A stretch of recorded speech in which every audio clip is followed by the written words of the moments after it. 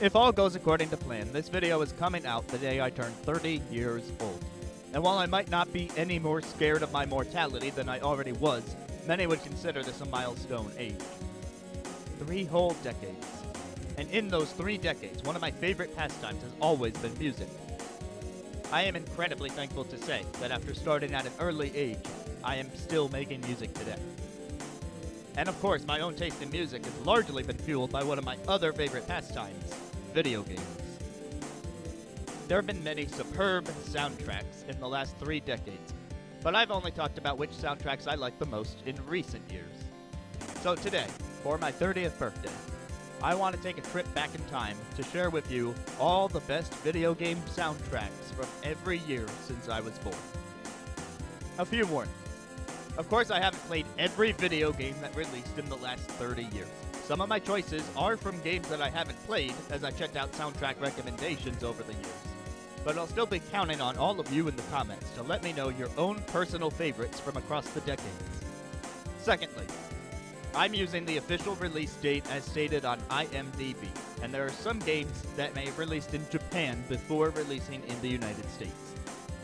But, with all that in mind, let's get started.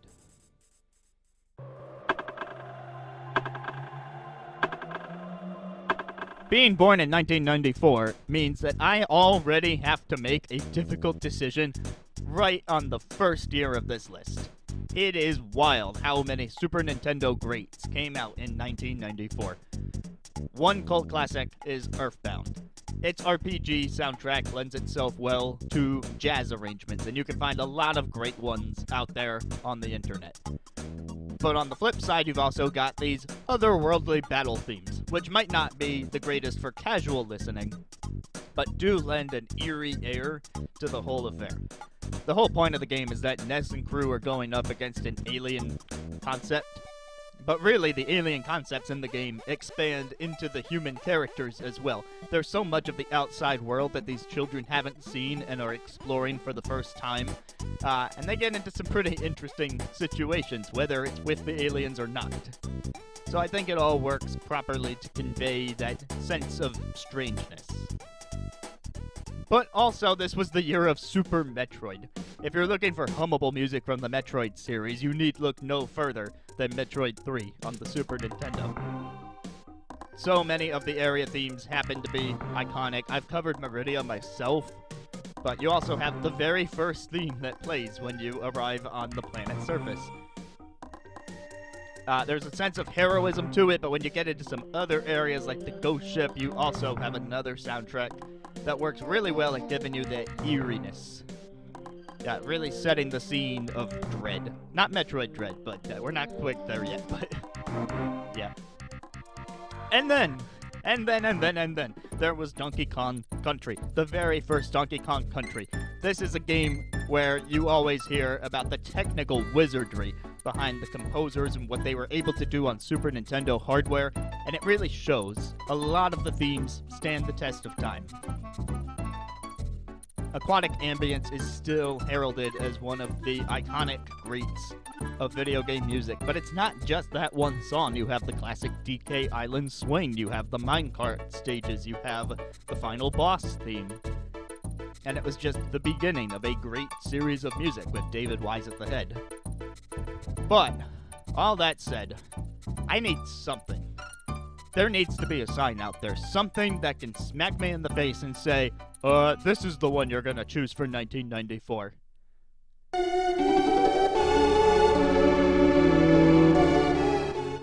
Alright, Final Fantasy VI came out this year, and it had the Opera House scene, and that is the smack in the face that I needed. Final Fantasy VI has to be my top pick for soundtrack of 1994, not just because of what they were able to do with the opera scene on the Super Nintendo, but also because it has many Final Fantasy classics. It's got the battle theme, it's got several good overworld themes that change with the context of the story. It's got an airship theme. So, hey, just chalk it up to personal taste, that's all this list really is, but yeah, 1994, my pick goes to Final Fantasy VI.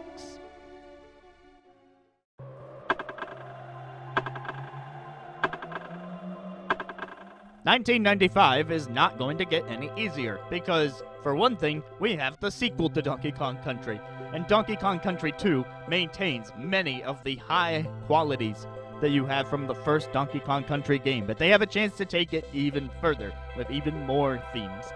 I think the classics stand out to me. Like with many video games, they put very good music at the beginning to get you invested. And so playing those pirate ship stages and just hearing the wind and having the music rock back and forth, much like the ship along the waves, that's a really good one to listen to. I happened to listen to it the other day on Nintendo Music while I was doing some chores, and it's a really good choice. But wait, it's not just Donkey Kong Country 2. 1995 gave us Yoshi's Island, at the time known as Super Mario World 2 Yoshi's Island, but come on, it's Yoshi's Island. Yoshi's Island starts a pretty good tradition where, for the most part, I guess it's waned in recent years with New Island and Crafted World, but usually when a Yoshi game comes along, you can expect the soundtrack to be phenomenal. And one particular standout from Yoshi's Island is that map theme that dynamically changes as you clear worlds 1, 2, 3, 4, 5. Just keeps adding instruments as it goes along, and it's a nice little trend that plenty of video games have latched onto since. But then wait, let's travel to Japan for a moment, where they're about to release Seiken Densetsu 3. We would come to know this later as Trials of Mana. It was not until very recently that we got the English localized version of the game with the Of Mana title. But yeah, while I didn't touch on Secret of Mana because that was prior to 1994, that would have been another contender for a really good soundtrack. In fact, I'd say the Mana series in general, and this won't be the last you hear about it on this list. Trials of Mana, in particular, I love many of the overworld themes when you're traveling along, battling monsters. There's some really unique instrumentation going on there, and of course you can't not talk about Sacrifice, the final boss theme, which comes in 3 parts. Part 3 especially really holds up well, so go check it out. But ultimately, there is only one soundtrack in 1995 that I can choose as my favorite, and it was the inspiration behind the visual design of this video. If anything stands the test of time, it's the game about time travel. Chrono Trigger. Yasunori Mitsuda's one of his greatest accomplishments. There are many themes from across the soundtrack that you can point to and say, oh my god, that's a great theme. Like all the character themes, or all the area themes, or the battle themes. It's very difficult to talk about why music is good, especially when you're trying to keep things brief because you're trying to get through 30 soundtracks in the span of one video. But I think the internet has done a good enough job before me of telling you why Chrono Trigger needs to be my choice on this list. Seriously, go listen to it if you haven't already.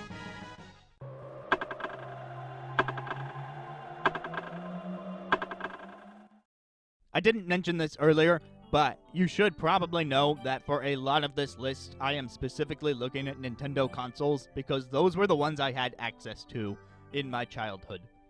All the way up through the Wii U generation, it was all I really knew, were the consoles and the handhelds of Nintendo. In the end of the Switch generation, I have branched off into some PC, Xbox Game Pass, PlayStation 5, but please understand that a lot of my recommendations are coming from stuff that I've been exposed to, and so it is with that I need to say 1996 was the dawn of the N64, and one standout soundtrack you can't not talk about is Mario 64. Just about every area theme is iconic in some way, and the only really real fault that I can find in the soundtrack is that area themes get reused from one to another, so it's not as extensive a soundtrack as it could be, but when the majority of your songs hold up that well, it is worth mentioning. In a similar vein, on the Game Boy, we had the first generation of Pokemon with Red and Blue, or Red and Green in Japan. Many of these compositions hold up immensely well. They're a bit on the shorter side of a loop because you're not really going to spend all that much time on any given area or route. It's a small little Game Boy game after all.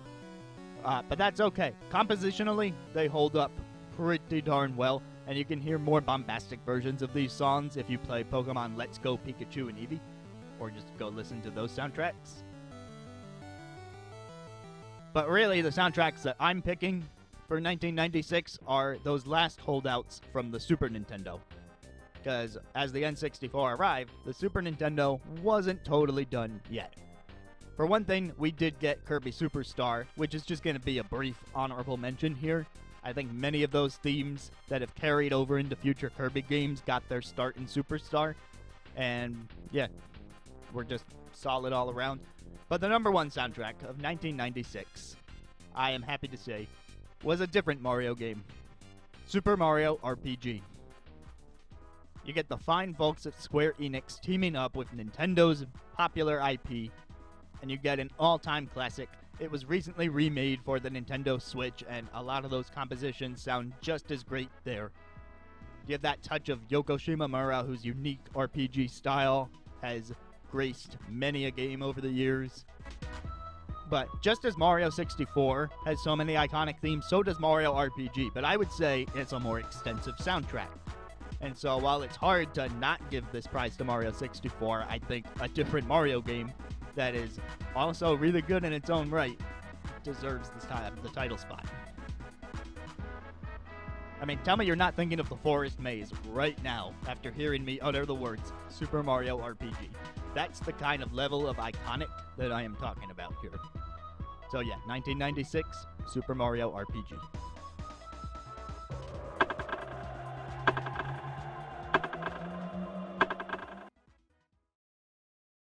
(1997) is finally giving me a little bit of a reprieve when it comes to finding soundtracks to talk about. One big honorable mention is a game that I've only recently played myself. There's a whole VOD for this on my channel of me trying the game for the first time. I'm talking about Star Fox 64. And I think it's the Smash remixes in games like Smash for Wii U and Ultimate that really got me to see what Star Fox 64 soundtrack had to offer. It's among the more cinematic soundtracks in the Nintendo roster because they're really going for this whole space opera vibe. So you get more of that orchestration, and I think this was a much better showcase of what the N64 was capable of musically than Mario 64 was. However, on the Sega side of things, there is one soundtrack, and while it is short and not ultimately my pick for this year, it has to be mentioned because I think most people know just about every song from this soundtrack if they've heard it before, that being Sonic R. I don't really have much exposure to the game myself. Like I said, I didn't own a Sega system because in my early years I only owned the Nintendo stuff. But through cultural osmosis, I have definitely heard all the great songs from the Sonic R soundtrack. And I don't remember the names of all of them right now, other than Can You Feel the Sunshine, of course. But there are so many spot-on vocal themes. This is one of the first examples of really good vocal themes that we have in this chronology that I'm doing. So yeah, I think everyone owes themselves the half hour that it would take to look up the Sonic R soundtrack and listen to it. However, you might be noticing a pattern in the soundtracks I'm picking. I promise there's going to be more variety in my picks as we go down this list, but for now, let's give the Square Enix RPG machine one more pick. Because we all know that the winner of 1997 is Final Fantasy VII, right? This is another game that I only played this in 2023. I did not have a PlayStation, but you cannot deny the classic battle theme. You cannot deny Sephiroth's theme. You cannot deny things like Cosmo Canyon. There is so much going on in this soundtrack.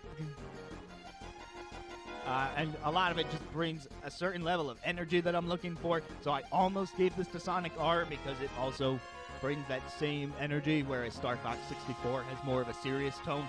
But at the end, why not have both? Why not have the serious story elements from cinematic music and also some of the more hyperactive, fun battle music?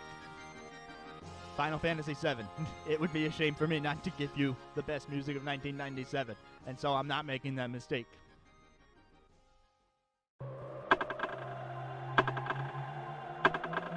It's 1998, and I don't have a single RPG on this list. Woohoo! Variety!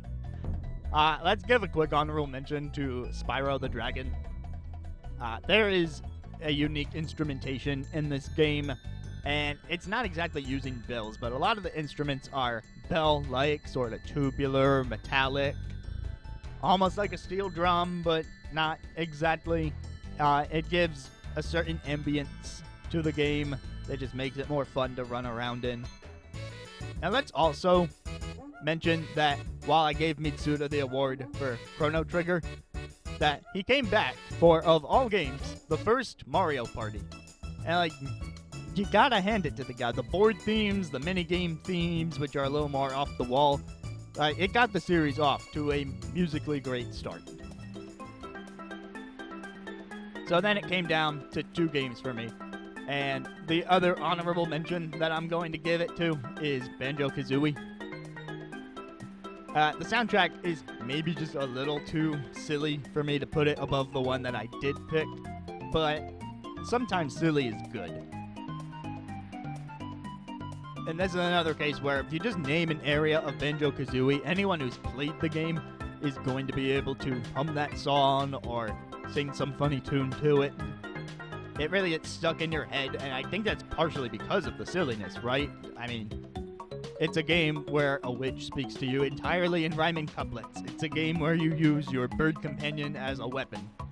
It's a game where everything has eyeballs and is able to speak to you with pure sentience.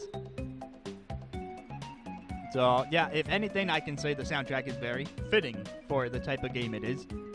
I'm not a huge fan of Rusty Bucket Bay's music, but that might be because of Rusty Bucket Bay in general, but it feels to me like a glorified scale. Yeah, but what do I know? I only make music. The number 1 soundtrack of 1998, though, there was only one option. It was the one I grew up with. It was Sonic Adventure. You boot up the game, and immediately you are treated to the guitar riff that you would later find in the final boss encounter.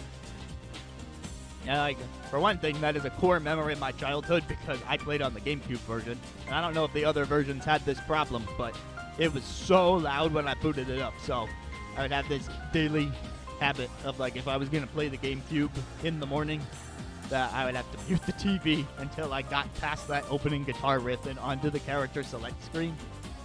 And let's talk about the characters for a moment. They each have their own theme, and a lot of them have vocals to go along with it. One exception being E102, but that instrumentation is phenomenal in its own right with the grace of you have the graceful piano mixed in with the electronic elements, which really speaks to E102's character struggle of being a machine but feeling human ways.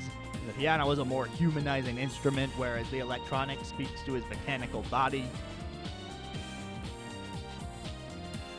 Anyway, the other characters have vocal themes, though, and there's the iconic rap for Knuckles. There is the choral beauty that is Tails' theme.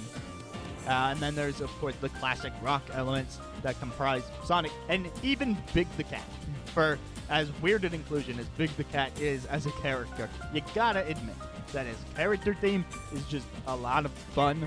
It brings this level of jazz, Motown flair to it. It's just fun to dance to sing along to. And then, of course, the level themes. Like, I hadn't even talked about the level themes yet because I was stuck on the character select, but you know what? We all know Emerald Coast. We all know Final Egg. Final Egg is a really nice one to me with that nice tinge of guitar. And like I said, I prefer the soundtracks that bring the energy. And while Banjo had a more silly energy, Sonic had more of a dance energy. And that's where, if this is my personal list, that's where I've got to make that decision. So, Sonic Adventure, please get remade one day so that we get more versions of these music and that more people can easily play you.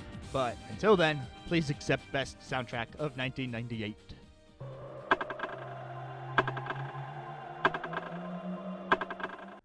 kind of struggled to find games that I had played that released in 1999. In fact, the only game, according to the IMDb release date listings that I mentioned earlier, the only game that came out in 99 that I played was Pokemon Generation 2 with Gold and Silver. And don't get me wrong, they continue the trend of having really good music in Pokemon, but it's not the most memorable Pokemon soundtrack to me of the bunch. Maybe I just haven't played it enough. But yeah, while there's certainly solid stuff in there, I kind of struggle to remember any of the music offhand. So it felt a bit wrong for me to give Pokemon Generation 2 this award by default. So I got to looking a bit more, and then I saw a game that released in 1999, and I never played it for reasons of not owning the console that could play it. But I remembered that a friend of mine greatly recommended the soundtracks for all the games in this series. And I listened to it, and it did not take me more than a few seconds to say, I understand. Silent Hill is my pick for the best soundtrack of 1999. Because it surprised me. Sure, it's a horror game of the psychological variety, and it gives an appropriate level of creepy, eerie vibes when it needs to. But I was surprised to find that even like really early on in the soundtrack listing, there's like actual guitar themes. And it's not quite the energy level of something like Sonic Adventure. It doesn't go into my usual taste of dance music, but it's a nice, full sound. That creates a certain level of ambience that, while I might not dance to, I can certainly vibe to. And that won't always make the cut for my personal pick, but of all the options available in 1999, I am surprised, but pleasantly so, to be recommending Silent Hill.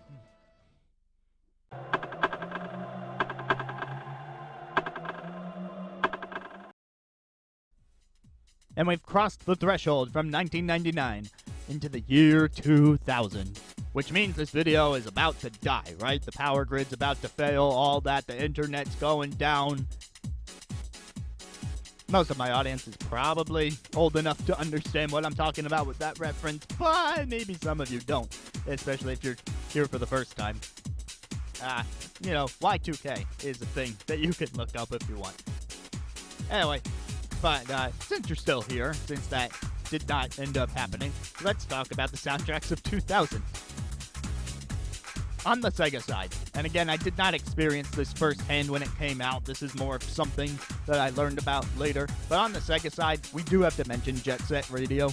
It's got a much more unique flair to its soundtrack. It's starting to bring hip-hop elements into the video game world, and that can only be a good thing. In case you didn't know, hip-hop is currently like the #1 genre of music that people listen to. It's influenced a lot over the years, and rightfully so. Now that said, I don't have as much attachment to the Jet Set Radio soundtrack because it's not one that I grew up with.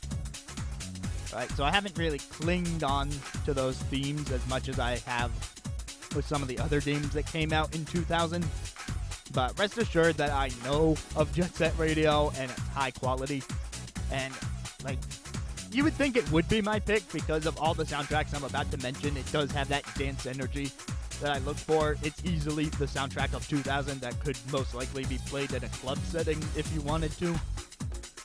But, yeah, without that innate attachment, I'm going to hold off on picking it. Because another game that came out in 2000 was the original Paper Mario on the Nintendo 64.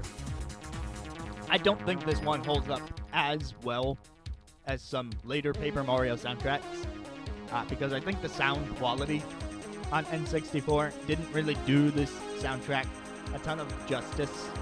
And I just remember that the sound font that they chose for Paper Mario, it's more twinkly. And I guess that works thematically with the fact that you are working with the star spirits. And what do stars do in the night sky? They twinkle. But that's just the thing, though. The timbre is a bit too light. The pitch is a bit too high for me to get more invested in some of these songs. There are some good picks here, though, especially among the battle themes. I think the boss of Flower Fields has a particularly good theme that kind of leans into a 50s rock aesthetic. But yeah, while it's worth mentioning, it's not ultimately my pick. Now let me tell you about the one that I did pick for the year of 2000. Because I was able to play this game a bit later when it got a remastered re-release on the Switch and other platforms. And it's a series that I already had an attachment to. It's the Mana series, because this is the year of Legend of Mana.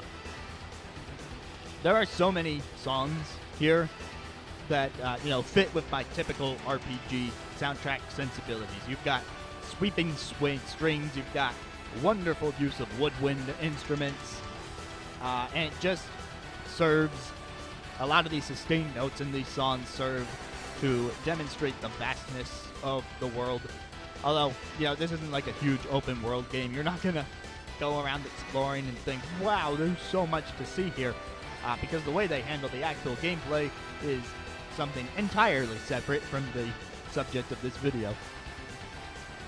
But on the note of the soundtrack, there's just plenty that I can listen to, and I don't have the same issues of sound quality that I do with Paper Mario, and I don't have the same lack of attachment that I do with Jet Set Radio. So of the available options, the one I'm going to recommend to you the most is Legend of Mana.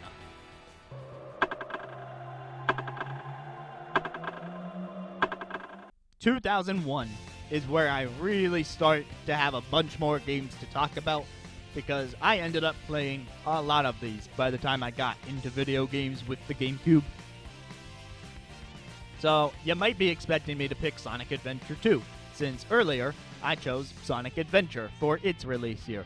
And, well, unfortunately you would be wrong, because I feel like Sonic Adventure 2 is the less consistent soundtrack. It probably has higher highs. Like, I definitely prefer Live and Learn over Open Your Heart. While they're both good, they're both very good songs, but I would put Live and Learn a bit higher. And of course, it's got the iconic Escape from the City song. It introduces even more Knuckles rap with songs like Pumpkin Hill. And Rouge has a very interesting selection of soundtrack as well, because they really play into the jazz side of things. But I don't remember nearly as many area themes from Sonic Adventure 2, and so compared to other games that released in 2001, I'm kind of going to give the short end of the stick. Similarly, a game that has a very extensive soundtrack is Animal Crossing, but we're talking about the GameCube Animal Crossing here, like the very first one that released in the US. So if you have heard that soundtrack before, you know it's definitely more eclectic. It's got more of like whistling and other such noises that contribute to the ambience of the game. And I think that makes it a bit harder of a casual listen, but it's still a soundtrack that I have a fondness for and would recommend. Then, the game that came very, very close to winning 2001 was Super Monkey Ball 2. There is a lot going on in Super Monkey Ball 2. It just brings that dance energy that I was talking about earlier. There's a very strong percussive beat across all the music in the game. But then you also have a few more serene moments, like with the bubbly washing machine stage or with the iconic Monkey Target 2 theme.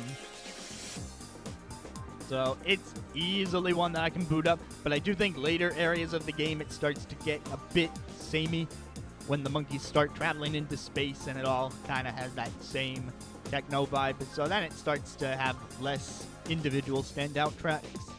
But the cohesive whole of Super Monkey Ball 2 is highly recommended. Just not quite as much as the soundtrack that I'm ultimately picking here, and that is Phoenix Wright, Ace Attorney, as the original release on the Game Boy Advance. And what they were able to do within the limits of Game Boy Advance hardware is something to be praised. I mean, I know the song's better from the DS release, because that's when it really came stateside, but you cannot go wrong with any version of some of the original courtroom themes. In fact, over time, I think the Phoenix Wright soundtracks got a little weaker compared to their original outing, because I feel like they used their best ideas, especially for like the cornered theme on the first game, and then we're like, wait, we're going to be making more games. Now we need different music to set it apart. And I appreciate that they went through the effort to make different music, but how are you going to beat the original cornered theme? How are you going to beat Turnabout Sisters? How are you going to beat the Steel Samurai?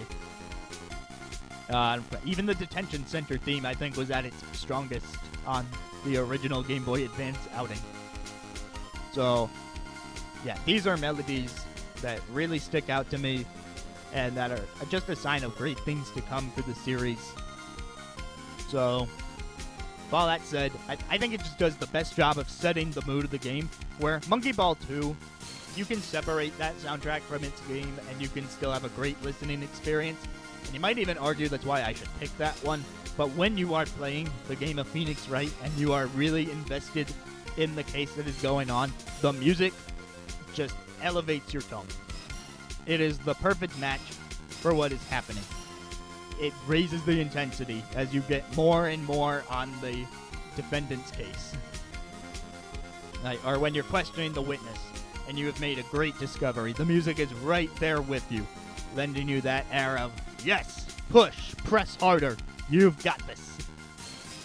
But it will also take a step back when Phoenix is feeling a little more hopeless and set the tone of, ooh, how are you going to get out of this one?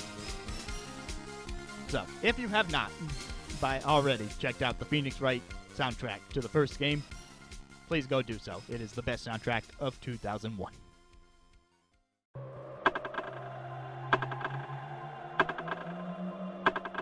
"2002 gave me one of my all-time favorite video games, and I know that this is a divisive opinion, and many people share this opinion with me, but just as many people do not share this opinion with me. But a game that I constantly go back to, that I could pretty much never get tired of, is Super Mario Sunshine. I know, blasphemy. It's not the classic platforming standard of Super Mario 64. It completely forgoes the open structure of that game and divides everything up into the 8 missions that you have to manually select. It's got glitches out the wazoo. But hey, it is a game that I really like, and the soundtrack does contribute to that a little bit. I'm not gonna call it the best soundtrack of 2002, simply because a lot of the themes that Koji Kondo introduced in this game are the same as each other. I mean, like, take a look at Bianco Hills, Rico Harbor, and Gelato Beach, and they're just variations on the same theme, which is fine enough, and the instrumentation does match the location pretty well in each case. And you do get some other themes later, like Pinna Park, which is very different from the original motif that they had in Bianco Hills. But this is another case where it's just not extensive enough for me to call it the best of the year. And now this is the part where I'm going to get people mad at me. I have played Metroid Prime in recent years. I've played it twice, even, because I played on the Wii U trilogy and then later on the Switch remaster. And I know that, other than that, apart from Super Metroid, Metroid Prime is the standard of Metroid soundtracks. There are so many good things that came from the Metroid Prime soundtrack. Like one of the best renditions of Magmore Caverns. The Talon Overworld theme. Phendrana Drifts. How is Phendrana Drifts in this game? And I'm not picking it as the best soundtrack of 2002, but I'm sorry, there is one game that released in 2002 that stands slightly above it for me. And I do hope you understand that I know the Metroid Prime soundtrack is amazing. But I think that just speaks to this last choice a bit more. Because there is not a day that goes by that I don't think of melodies from the 3rd generation of Pokemon. That's right, my choice for 2002 is Pokemon Ruby and Sapphire. In particular, I played the Sapphire version. I know there's no difference musically between them, so you can count both, but yeah, man, there are so many root themes from that game that are stuck in my head. There are so many town themes from that game that are stuck in my head. You have the battle against Steven. Or was that a Gen 6 thing? It's been a while since I've actually played the game, but it has not been a while since I have listened to music from that game. A lot of it adapts well into orchestrated or big band performances as well, so you get a good number of covers of those on YouTube.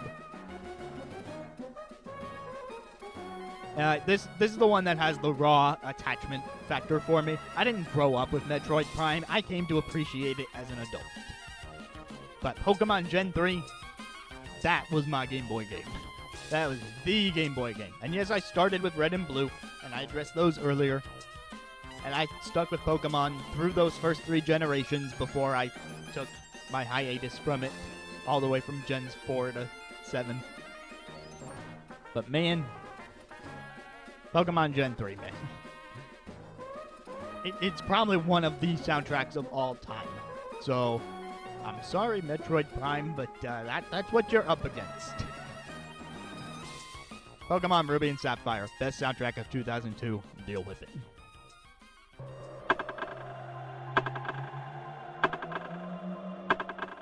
...2003 had a bunch of soundtracks that I can recommend. I'm going to breeze past a couple of them because I don't have as much to say about them. But if you go listen to Mario Golf Toadstool Tour or Mario Kart Double Dash, you'll find quite a few songs that I think are really fun. Double Dash kind of suffers from that whistling problem that the original Animal Crossing had. I think it's a bit harder to separate that from the context of the game, but still some good race tracks to have in there.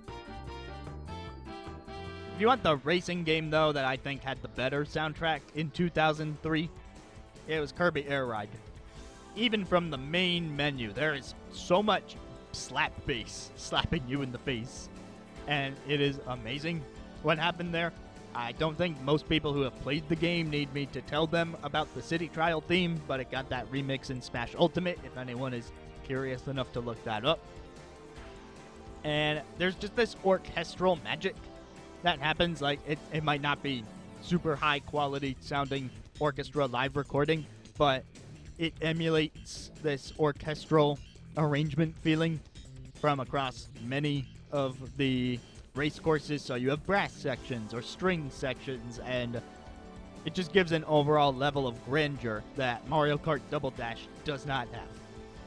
Even still, 2003 was a stiff year in video game music, because not only do I have to push aside Kirby Air Ride, I have to push aside Sonic Heroes. And that has some of my favorite level themes from across the Sonic series. I know it's not the best game ever, it's not even the best Sonic soundtrack ever. I'd probably still put Adventure above it, but I know Frog Forest, I know Mystic Mansion, I know Bullet Canyon, the Rail Canyon, Bullet Station, that area. Of course, the Ocean Palace, the Metropolis, the Casino. Just naming things off. I was so happy to hear some of that music come back in Team Sonic Racing, by the way. But I think where Sonic Heroes loses a couple points that unfortunately was enough to push it below my top choice is in some of the boss themes that don't stand out as much as boss themes in other games. Like Superstar Saga. Mario and Luigi Superstar Saga is a game that came out that has a really fun soundtrack and some pretty solid boss themes, but again, it was just barely edged out by some other stuff. And I do want to briefly mention SpongeBob SquarePants Battle for Bikini Bottom, a game that I grew up with and have a really strong attachment to, that does the show's soundtrack a lot of justice. And of that soundtrack, I can greatly recommend the Industrial Park boss theme, but like specifically the original version. I'm not sure the rehydrated version holds up as much, and the Flying Dutchman's Graveyard, which I actually covered on this channel. So there are some surprisingly fun themes from that game as well. So, if none of those are the best soundtrack of 2003, then what is? I'm sure you're wondering. And this is going to be like the one time on the list where the same franchise gets picked twice in a row, but because Pokemon Coliseum came out in 2003, that is the one I have to go with. it was such a tough choice. I was listening to songs from these soundtracks back and forth, trying to finalize this decision, because the conceit of this video is that I am picking the best soundtrack of each year. So I did have to draw the line somewhere, and there were so many great soundtracks in 2003. But Pokemon Coliseum is the one that I keep coming back to. It's another game that I grew up with, and it's another one where right off the bat I can think of so many themes and so many different things that they do from each other that make the individual tracks stand apart. You have Agate Village, which focuses on the harmonica and set to serene tone. But you have Pyrite Town, which focuses on the bass and finger snapping and creates this iconic groove. You have Mirror B, who is the embodiment of disco itself. And you have Many a Battle theme, which raises the Pokemon soundtrack standard to that of home console. It was such a leap in instrumentation, going from the classic Game Boy games to now on the big screen with the power of the GameCube. And they did such a good job with it on the first try. And you have other themes that just do a wild number of things. I dare you to go to Fenac City and then run around for a bit. It starts out with this Final Fantasy Town level of grace, but then all of a sudden it just explodes into a burst of energy, and then it resets itself, and somehow it works. And they even go hard on something like the training gym theme, which is also in Fenac City, oddly enough. So yeah, I cannot recommend the Pokemon Coliseum soundtrack enough, but 2003 was an especially tough year to pick that over everything else I just mentioned.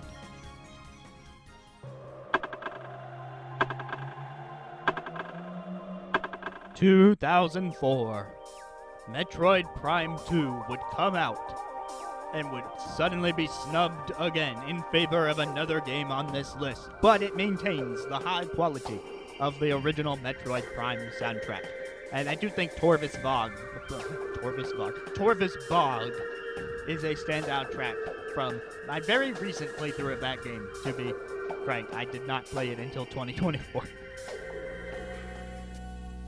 Phoenix Wright Ace Attorney Trials and Tribulations. I talked about how the Phoenix Wright soundtrack quality, to me, declined from the first game.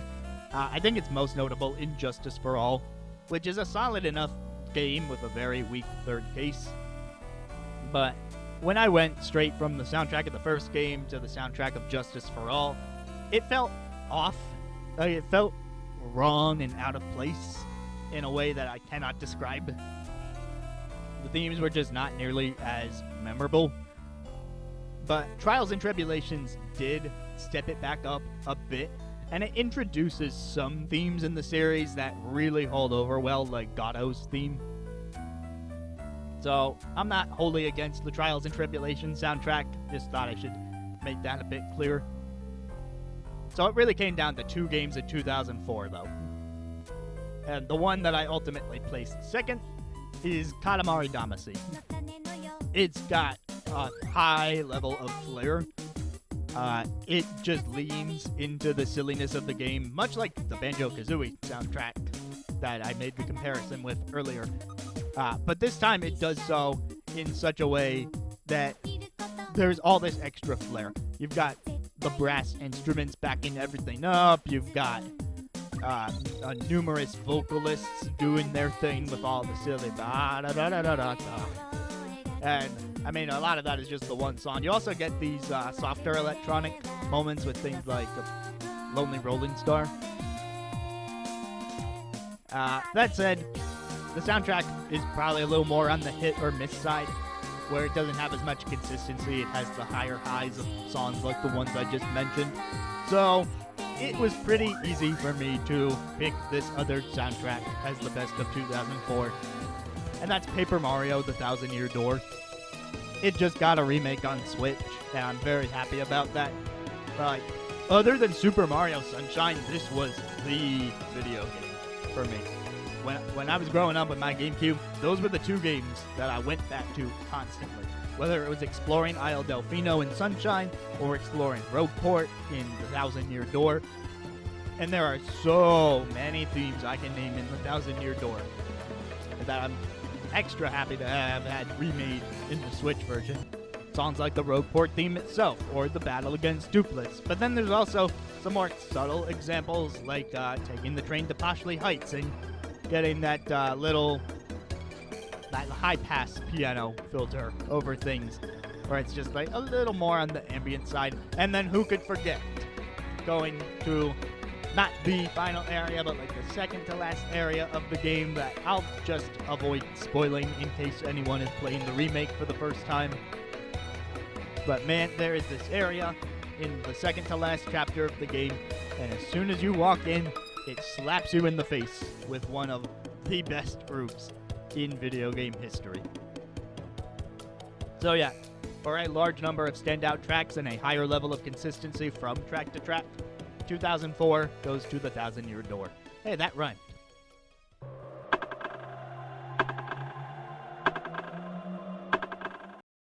I'm sure that at some point on this list so far, there has been some controversial take of mine. It's gonna be unavoidable. There are too many good video game soundtracks. And as a reminder, you're entitled to have an opinion that is different from mine, and I'm perfectly okay with it. Please tell me how I'm wrong. Now, I will lavish all the admonishment that I can get for my wrong opinions if it means hearing about even more great video game soundtracks. Just please do so in a civil way. But I have to preface that here in 2005 because this is going to be an interesting pick.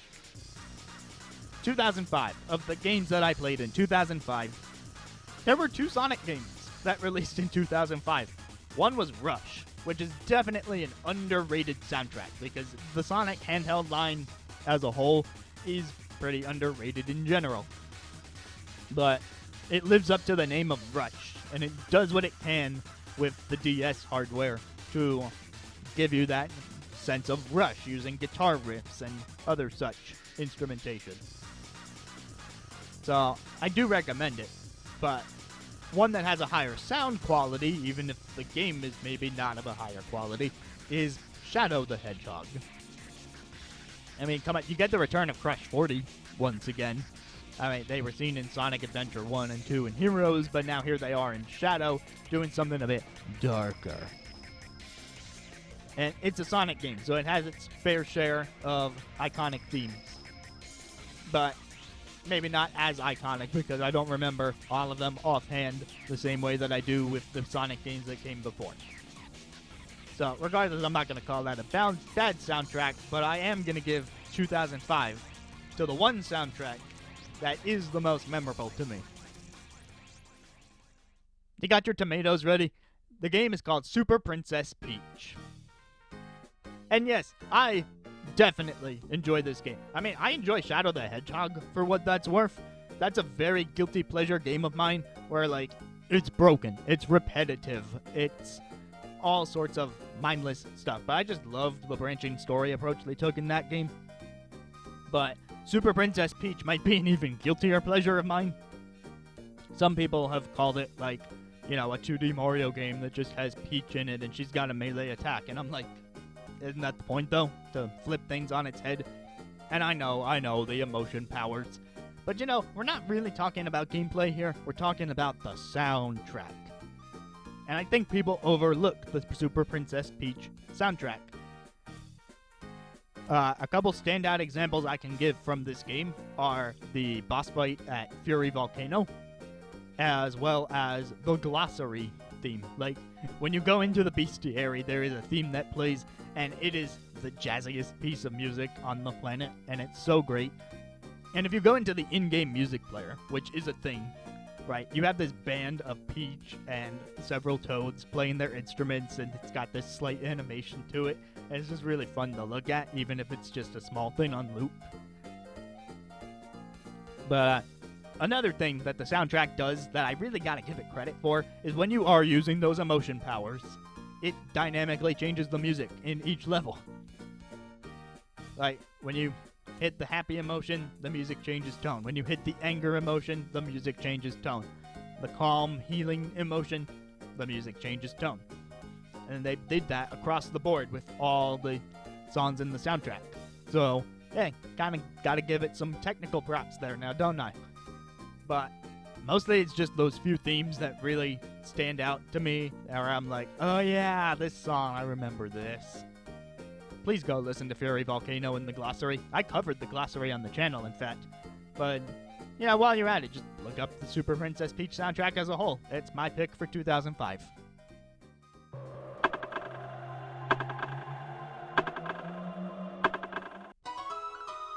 We've made it to 2006. It is a year where I am not selecting Wii Sports, despite how iconic many of its songs are. Unfortunately, it's a case of the soundtrack being less extensive compared to other soundtracks that came out in 2006, but I would not begrudge you at all for citing its iconic menu themes.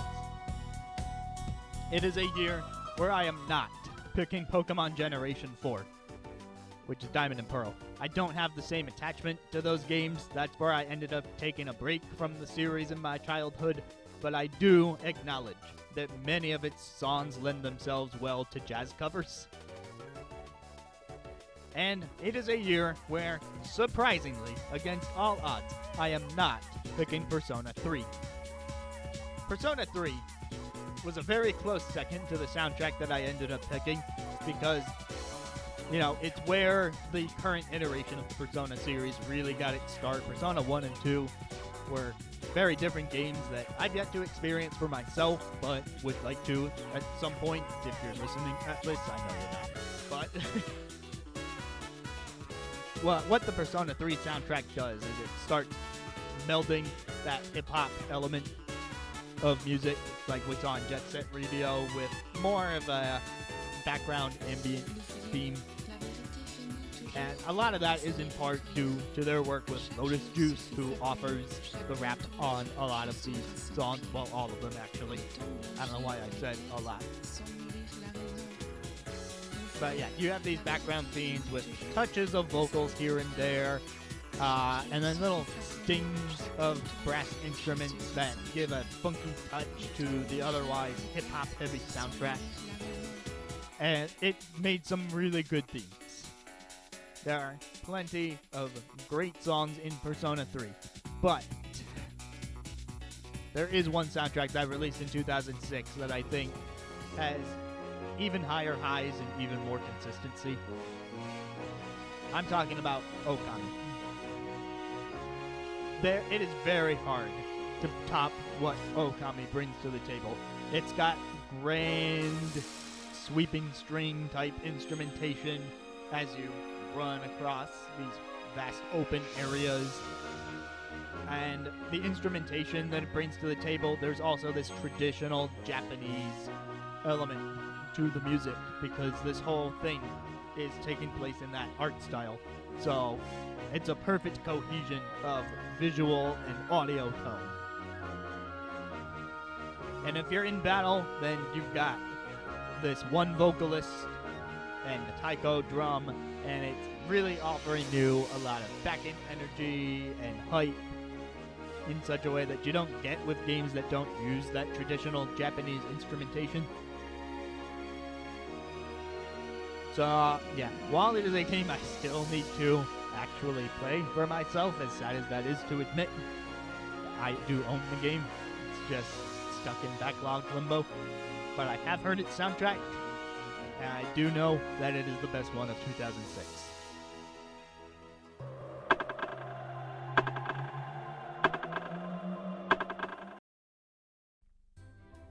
And the award for Best Music of 2007 goes to the B-Movie video game. Nah, not really. But I just wanted to acknowledge that the B-Movie got a video game in 2007. And you know what else happened in 2007? Metroid Prime 3. Still not my pick, though. Sorry! Anyway, being named after the 6th Professor Layton game, I do have to acknowledge that this was the year we got the first Professor Layton game.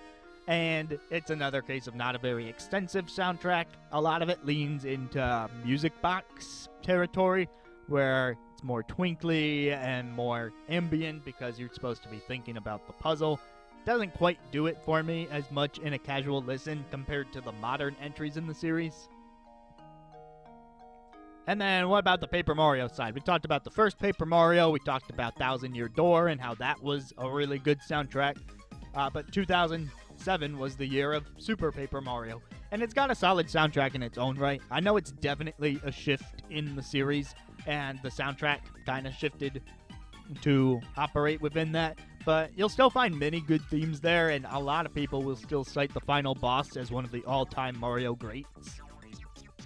The problem with Super Paper Mario is that it released in the same year as Super Mario Galaxy, which is my actual pick for the best soundtrack of 2007. I mean, how was it ever going to compete with that? It introduced an orchestra to the iconic Mario.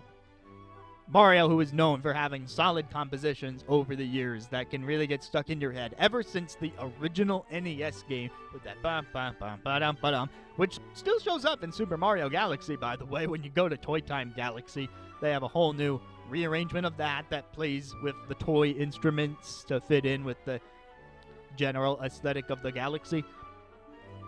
But what really sells the Super Mario Galaxy soundtrack is themes like Good Egg Galaxy, or themes like Gusty Garden Galaxy, where they lean into having that full orchestra, and they deliver a relatively simple but memorable, iconic Mario medley with all these backing instruments that just give it this air of grandeur.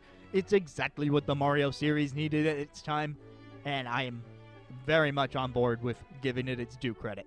Super Mario Galaxy was the best soundtrack of 2007.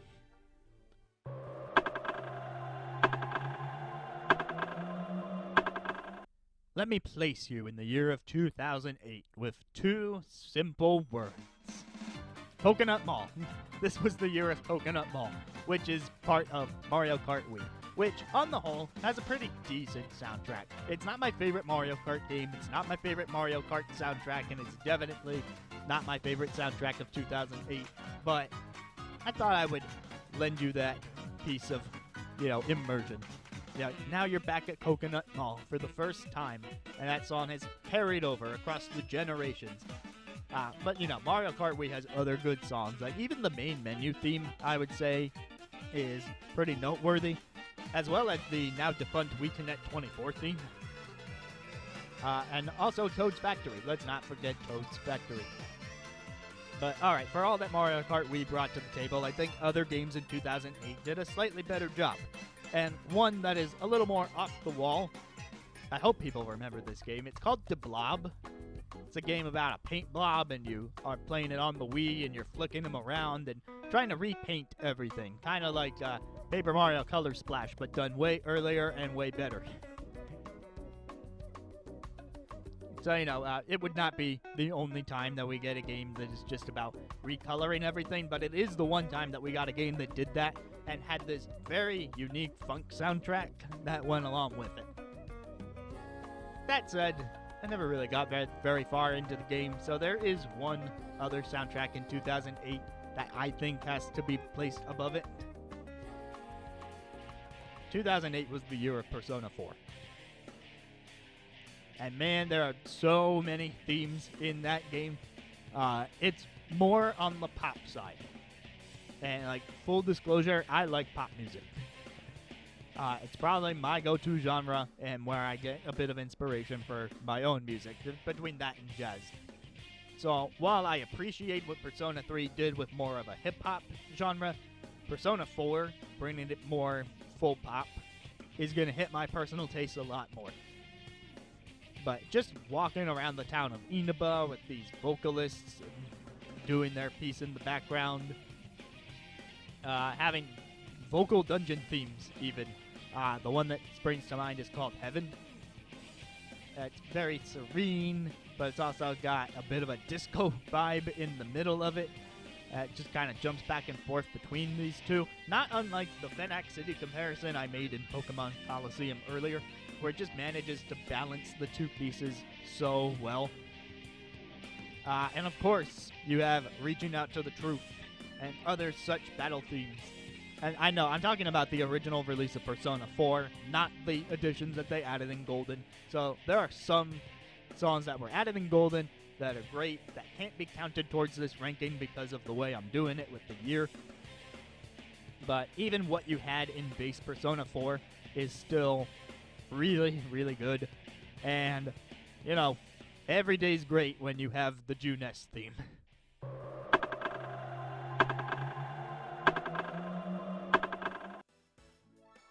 In 2009, Ace Attorney's Edgeworth got his own spin-off in the form of Investigations. The game's got a very solid soundtrack. It's not my favorite Ace Attorney soundtrack, but after Trials and Tribulations, I think the overall series soundtrack quality starts to increase again. And so from this point on, you're not really going to find an Ace Attorney game with a bad soundtrack. There was also Wii Sports Resort, which expanded upon the original Wii Sports in terms of what it did with its soundtrack. Of course, the theme has been changed up, so Wii Sports Resort has its own theme compared to Wii Sports, and that's nice to keep the identities separate. Although, I think Wii Sports Resort is mostly me basing it off its title theme and not much else, because now that I'm thinking about the individual sports, I'm having a bit of trouble placing musically, like, what was the swordplay song, or what was the cycling song? So you might think 2009 goes to Bowser's Inside Story, right? We've talked about RPGs having good soundtracks, and we talked about Mario games having good soundtracks. So this is the game that everyone lavishes with praise in the Mario and Luigi series, like it's arguably the best in the bunch. But I don't know, it falls short a little bit for me with the 2D area themes, and even the minigame theme, while it's a great chord progression that gets you in the spirit of the minigame, it's not much of a song melodically speaking. And I guess that's fine. It's more of a backing piece because you're supposed to be focusing on the minigame, but things like that and the fact that I have trouble remembering most of the area themes is what sets it back a bit. So there is one genre that I didn't really get into until my adult years, but looking back, it offers a lot of great soundtracks, and I think a standout example of where action games shine is with Bayonetta. Bayonetta is my pick for the best soundtrack of 2009 because it goes hard. It has so many moments of intense piano, it's got vocal songs, it's got jazz instrumentation with the saxophone in there. But like, it's largely that piano. For those who don't know, there's a piano behind me because the way I make music is through the piano. I grew up with it, and perhaps it's because I play it a bunch that it's just one of my favorite instruments to listen to. Bayonetta makes so much use of it. It's so frantic but so elegant, much like the game itself, that, yeah, there's really no other option here. And if you're looking for something a bit softer, then you need look no further than the shop theme for the Gates of Hell. But please go listen to the Bayonetta soundtrack. Some of my favorite songs to listen to in the Smash, actually, on that Umber Clock Tower stage. Bayonetta, best of 2009. That's the end of that.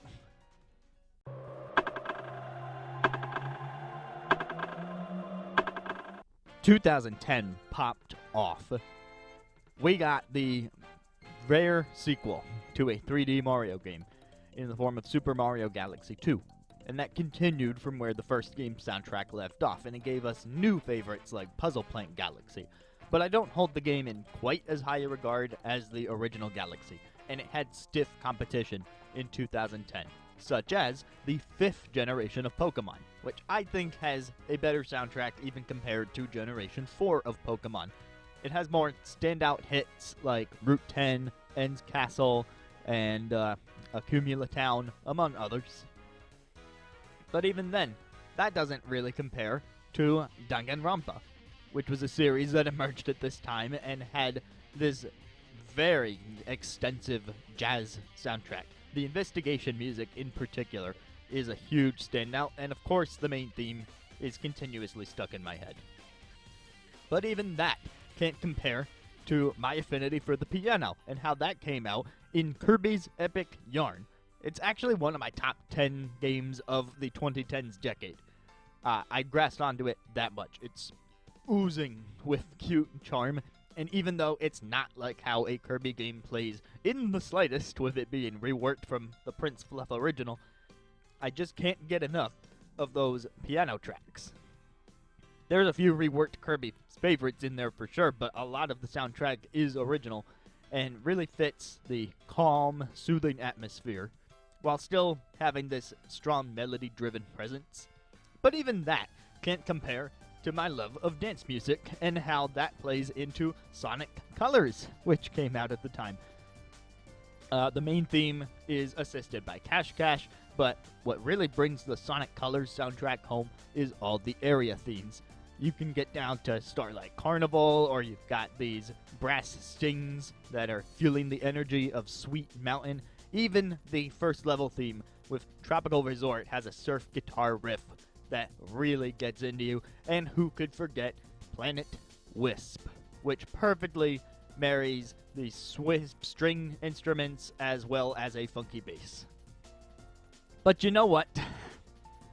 None of those soundtracks that I just listed off were quite the best of 2010. This was another tough decision, and it hurts me to not give any of those games the proper recognition outside of these honorable mentions.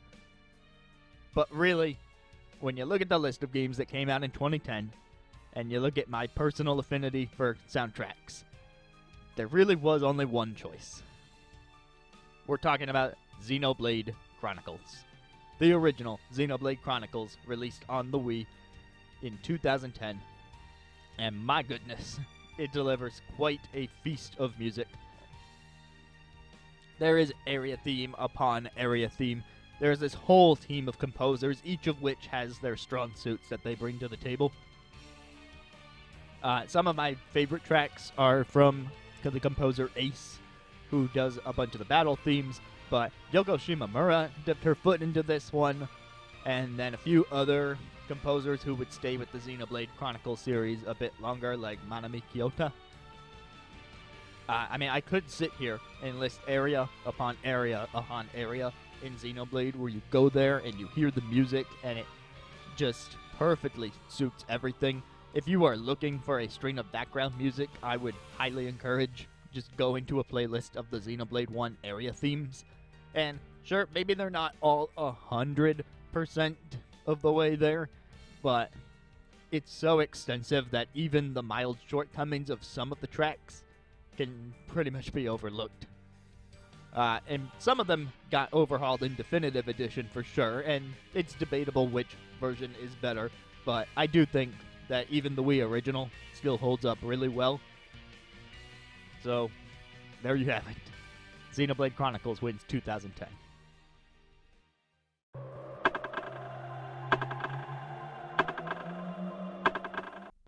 "2011 was a little bit of a lighter year compared to 2010, thankfully for my sanity. Kirby did get another game released on the Wii, with Kirby's Return to Dreamland, and this one definitely fits the traditional Kirby formula a bit more from a gameplay and music perspective. You know, it's a very solid soundtrack. A lot of it holds up. The final boss theme is another really good standout Nintendo final boss theme.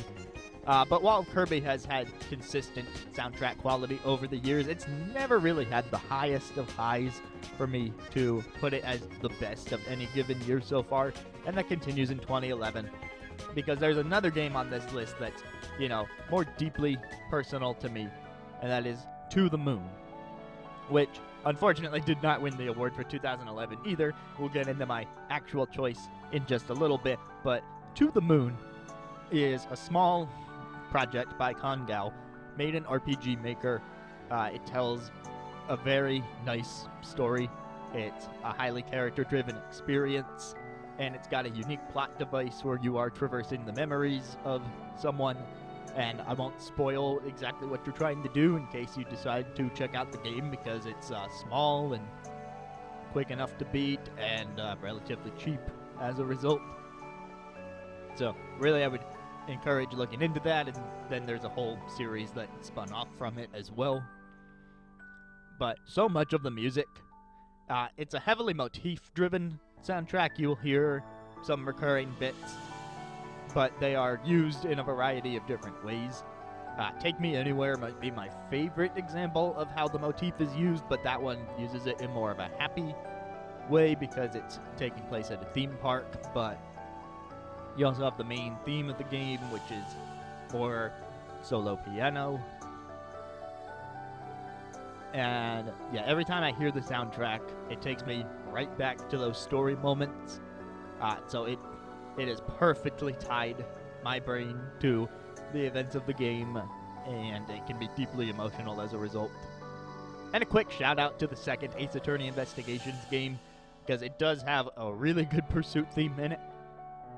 But my actual choice for 2011, I knew it could only be this game because it's the one that I would play over and over and over again, specifically because of its music. We're talking about Rhythm Heaven Fever.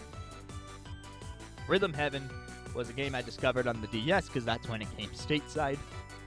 And the soundtrack in that game is alright, but I love rhythm games because I'm a musician and I'm pretty good at them. Maybe not the best in the universe, especially at ones that have more complex controls, but Rhythm Heaven is not about complex controls. It's about very simple ones like tapping, or in the case of Rhythm Heaven Fever, the A and B buttons. There are so many songs in that game that are just fun to play along to. Maybe one or two duds here or there, but what truly shines in Rhythm Heaven Fever is their take on the remix system. For those who haven't played Rhythm Heaven, you'll play 4 stages with their own different songs, but then when you get to the 5th stage in the set, it becomes a remix. And it incorporates the 4 rhythm games that you've just played previously. It goes back and forth between them at varying intervals in order to fit with the tune of a remix song. Rhythm Heaven Fever goes a bit further in this regard, and it introduces lyrics into some of the remixes, and these are the absolute highlight tracks for me. Remix 3, Remix 8, Remix 9, they all have lyrics to them, and it's absolutely fun to play along with each and every one of them. Remix 9, probably my favorite just for the guitar solo that it incorporates, and you really have to give the game credit for Remix 10. It doesn't have the lyrics, sure, but Remix 10 is the culmination of every single minigame that you've played up to that point in Rhythm Heaven Fever, and there's a very good number of those. It's not quite 100, but it's 60-something. And the way that the Remix 10 will transition between the original songs that were used in each of those minigames, and do so in a pretty flawless way, but you just have to give it up for that. So, yeah, I like dancing along the music, I like high energy, and believe me, a rhythm game soundtrack is basically required to be good in order for the game itself to be good. So, that's why I think you can trust me when I say that the best soundtrack of 2011 was Rhythm Heaven Fever.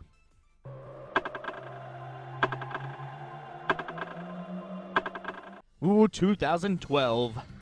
Who are we gonna give it to in 2012? Is it time for a newcomer like Kid Icarus Uprising with its grand orchestral soundtrack that perfectly synchronizes with the events of the game's flight sections while also having solid arrangements for the ground sections where you might spend a bit longer? I mean, for one thing, who could forget that boss theme? Who could forget Dark Pit's theme? Don't get me started on Lightning Battle. There's plenty of high-octane moments, and then when you get to the Aurum section of the game and they have this groove that accompanies them as a motif, Kid Icarus Uprising does a lot right. But maybe, instead, we should give it to a game that's a bit more subdued, but very appropriate for 24 hours a day. Animal Crossing New Leaf comes along, and it pushes aside a bit of that whistling silliness from the GameCube original and some of the other games that came before it, and it leans more into this soft, subdued time of day track. Not to mention you have the entire set of albums done by KK Slider, which doubles the length of the soundtrack. I mean, I think we all know the 7 p.m. theme pretty well and how it incorporates the main title screen theme of New Leaf. There's a lot of good to be found in that one, but no, let's not give it to either of these. Because I as I established at the very beginning of this video with my consecutive picks for this company, am really into the Square Enix RPG soundtracks. And, you know, we haven't picked one in a little while, and it's 2012. It's time for a new one. Bravely Default brings in the composer Revo, and they have a signature style. And yes, this is my pick for 2012. There is so much frantic energy going along, like notes will move at a very quick pace. You are very lucky to find any sort of sustained notes in a Revo composition because they just keep it moving. And there is this blend of different instruments that if you hear a Revo song, you will hear those distinct set of instruments and you will instantly know it. Yeah, that's Revo. They took a break from the series with Bravely Second, but would come back for Bravely Default 2, where again you would recognize that distinct style. But we're talking about the first Bravely game there, and I think, you know, there are some really good overworld themes as you're traversing the map. It's very woodwind heavy for those sorts of themes, and what it kind of delivers on this adventurous tone without being too overbearing. If you want overbearing, though, go to the battle themes where it's deliberately overbearing, and it's great because there is so much happening there with the synths, with the strings, with guitar solos. So I think you'll find the most energy, which again lends to my own sensibilities, my own personal tastes in music. I wouldn't blame you for liking the other 2012 soundtracks that I mentioned. Especially New Leaf is very different from this one, but for me, it has to go to Bravely Default.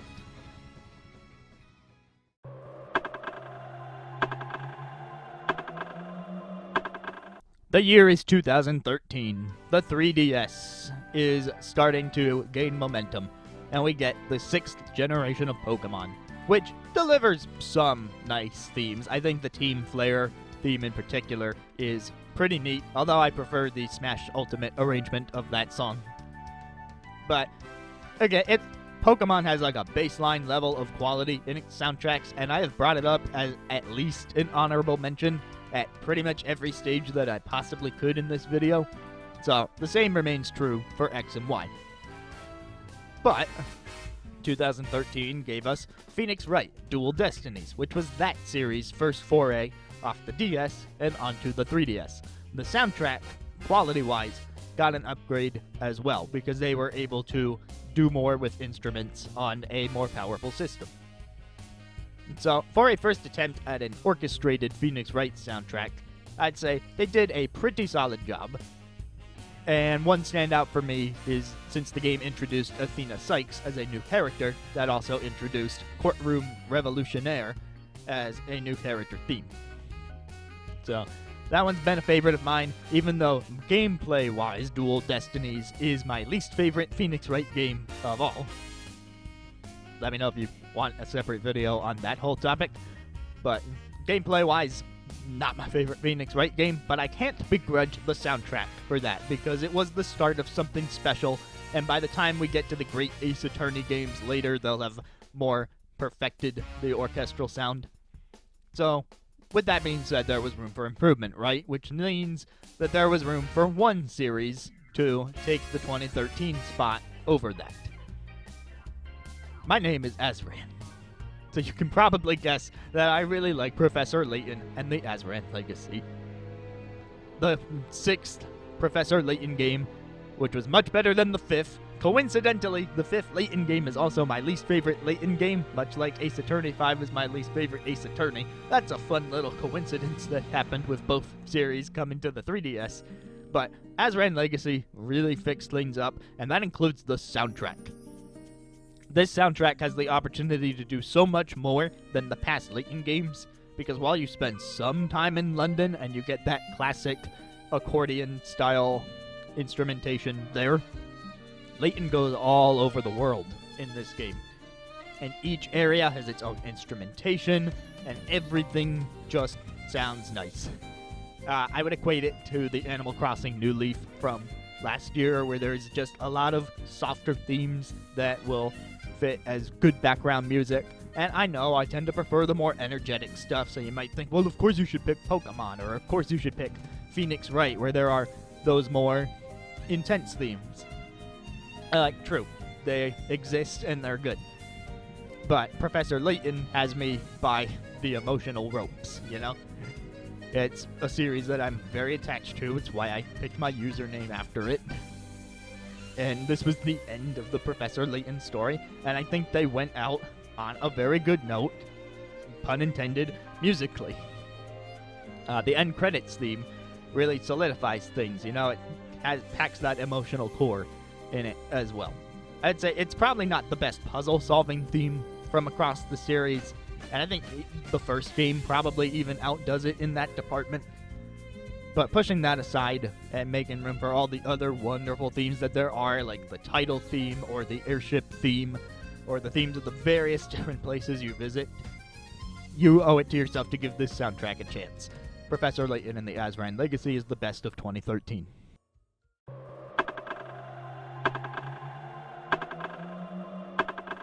I don't have a ton of games listed here for 2014, but the ones that I do have listed here all bring something wonderful to the table.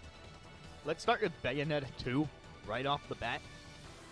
It's a really great game that, from a gameplay perspective, does so much more than the first game does, and really, I would say it's the pinnacle of the entire Bayonetta trilogy.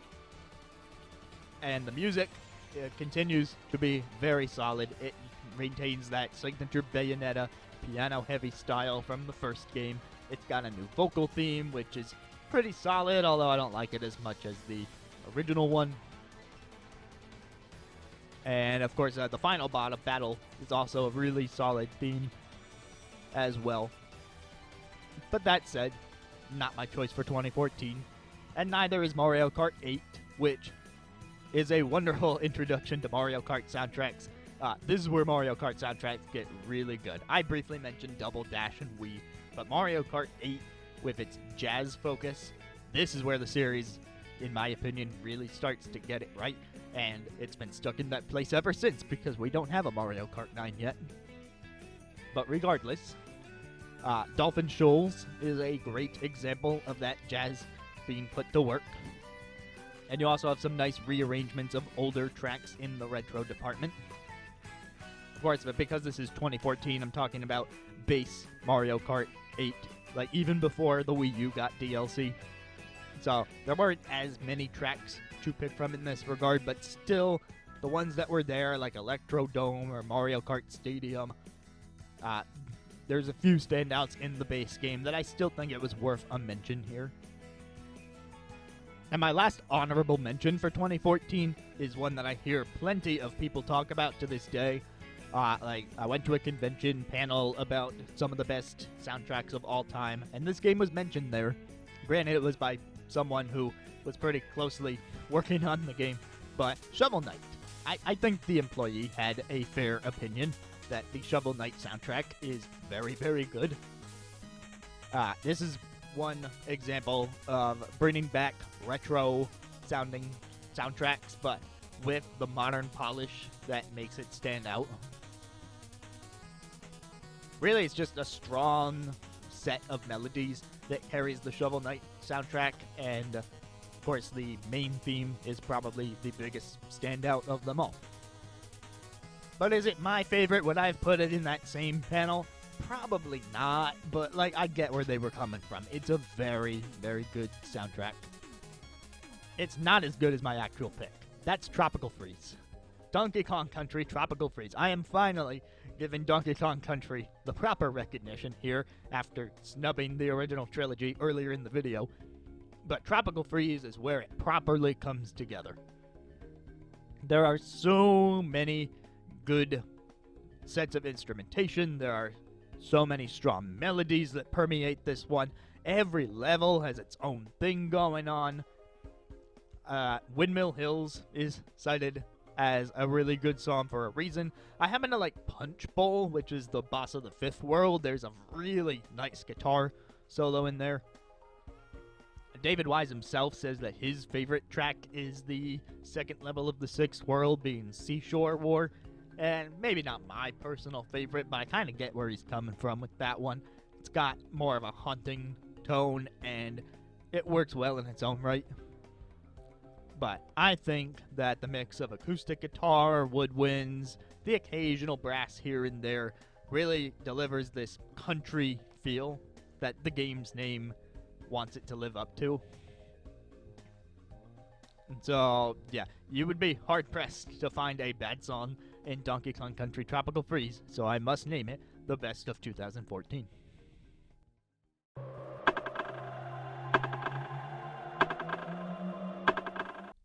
It's 2015. Collectively, the video game industry has now decided that soundtracks are of the utmost importance. From here on out, it is going to be immensely tough to not recognize certain soundtracks or to slot them in as honorable mentions instead of calling them the best of the year. Competition has been getting stiffer and stiffer, but this year especially is going to hurt me to talk about because I can only pick one. That's the conceit of the video. As much as I love the original Xenoblade Chronicles, and this was the year of Xenoblade Chronicles X, which has an excellent soundtrack in its own right, pun intended. It is more eclectic than the first one. It's more of an acquired taste. But what's there is still really good when you give it a chance. Some of the overworld themes, there may be a bit more, I don't want to say droning, but I guess let's go with ambient because there's more sustained notes. I really like the jungle theme, which is Noctilum. New LA is going to be a hit or miss song with a lot of people because of how it incorporates rapping of all things. But where the game particularly shines is the battle music. There's so many different battle themes in this game depending on what type of combat situation you're in. And each of them offers something vastly different from one another.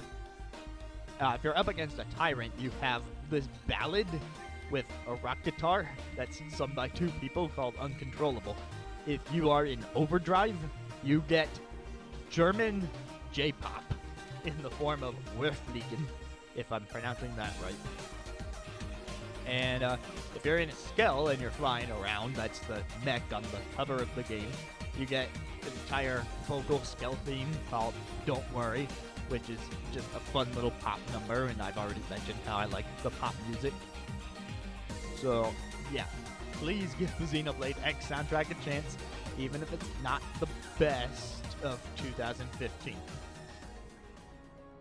I would also say the same thing about Ori and the Blind Forest, which, hey, surprise little thing that, Xbox Studios now has Moon, and is responsible for the Ori games. You can find them on Game Pass. I still need to get around to the second one, but I have played the first one, and it does such a good job. The number one highlight of the soundtrack is during escape sequences, which you'll be familiar with if you've played certain Metroid games. There's usually an escape sequence as a place goes to heck. But the orchestra really picks up in those moments, and there's so much emotion attached to this soundtrack, but it's more grand than something like To the Moon, which was made by a much smaller team. And yet, Ori just has the budget to go even further and really rain out every last teardrop from your face. What's another game that I need to apologize to for not winning in 2015? Well, that would be Yoshi's Woolly World. God, the best Yoshi soundtrack. And maybe blasphemy, the original Yoshi's Island is great, and across the years, Yoshi has been hit or miss depending on which Yoshi game you're talking about, but Woolly World, oh my god. The acoustic guitar lead on the soundtrack, it is so good. Every stage has its own theme. All of them are bouncy and fun, except for the softer ones when they need to get a little soft at the end and they pitch in the feels with a harmonica. Or there's these lava stages where they're not afraid to break out a more electric guitar to set them apart and really raise the stakes. Like, you're on fire! Or you could be on fire. Don't touch the fire. So I can't name a single bad song from Yoshi's Woolly World, and I still can't call it the best of 2015 because of my own personal sensibilities, liking one other game a little better than that. I guess you should call it the number 2. But wait, did you know this is the year we got Splatoon, which has, like, its own genre now of, like, squid pop? I don't know if anyone calls it that, but, like, what do you call it? The way that they have played with the vocals to create a unique character voice for the Inklings and Octolings that would eventually be behind this music. Like, the game has its own in-game idol system, where songs are actually performed by characters in-game, whether they're just a behind-the-scenes band that plays the multiplayer battle themes, or whether they're more front and center like the Squid Sisters. I think we all know the Calamari incantation if we've heard it once before. So, Splatoon on the Wii U kicked things off with a very good start. I do think Splatoon 2 and 3 have improved soundtracks compared to the first one overall, but not a bad start in the slightest. Those are all my honorable mentions. What's the number 1 soundtrack of 2015? For me, barely edging out Yoshi, is Tokyo Mirage Sessions Sharp FE. Did I mention that I like the Atlas games, that I like RPG soundtracks, and that I like dance and pop? Because this is all of that. Splatoon has a little bit of its own idols, but Tokyo Mirage Sessions, the whole concession of the game, is that you are in an idol group, but you are going into the idolosphere, where a bunch of Shin Megami Tensei style demons live and want to steal the performa, or like the life performance essence, the creativity, the soul of the ordinary citizens of Tokyo. So gameplay takes place in Shibuya, but just like Yoshi's Woolly World, this is a case where I can't really think of a bad song in the entire soundtrack, and that's ranging from area themes with really nice background instrumentation. Check out the Shibuya map theme. The dungeon themes. All the dungeon themes are wonderful as well. The battle theme.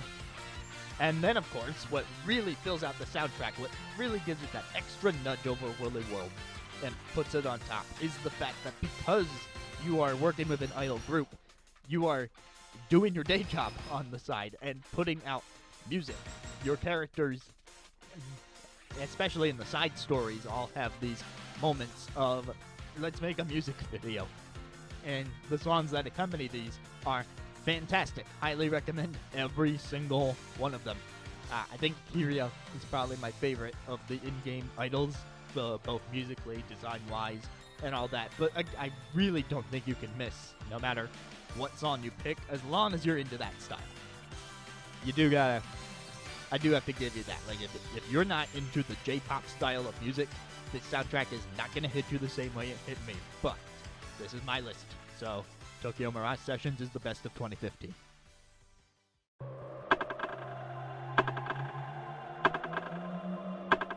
You're going to call me a cheater.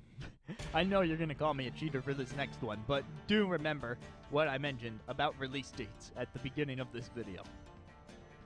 Honorable mentions for 2016, Phoenix Wright, Spirit of Justice.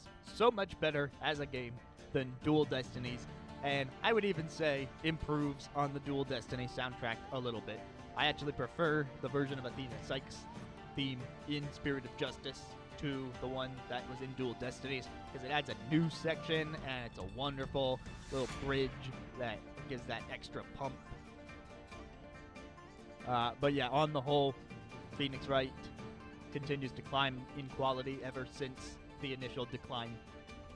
It's still not great Ace Attorney levels of orchestral soundtrack, but Spirit of Justice is another step up, so worth mentioning. Pokemon Generation 7 was a tough game not to pick for this year, because I really do like how the location influenced the soundtrack by a great deal.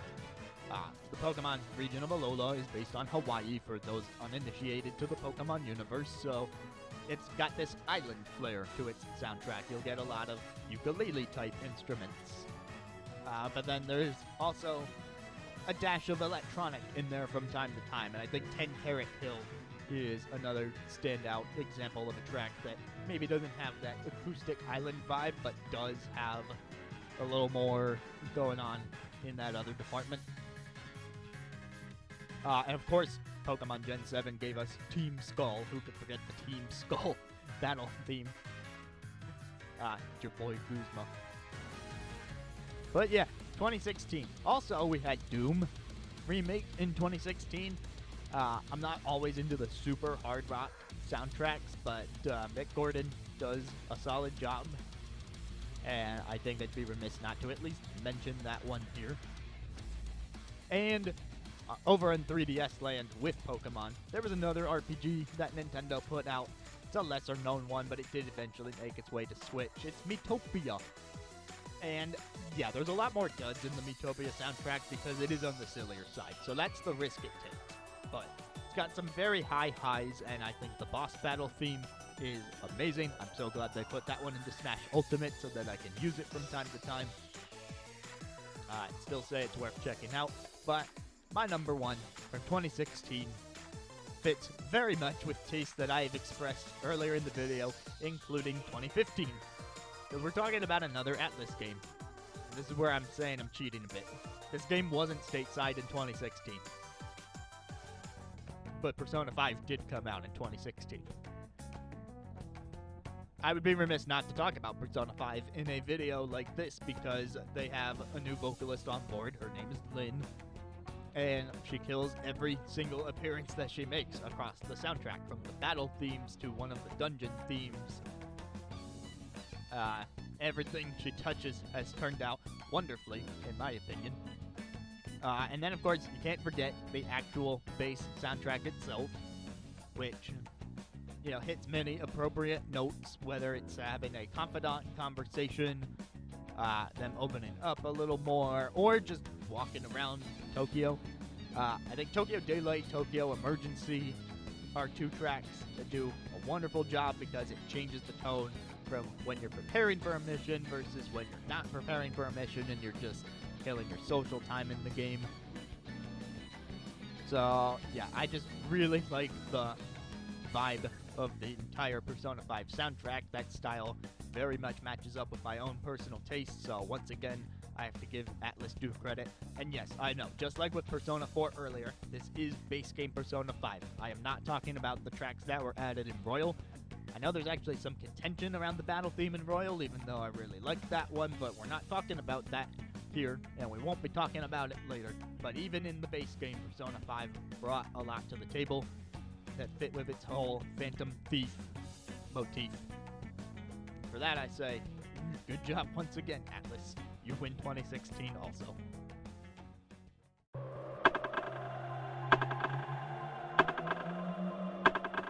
"2017, the birth of Nintendo Switch, and with it, so many games that were introduced to people.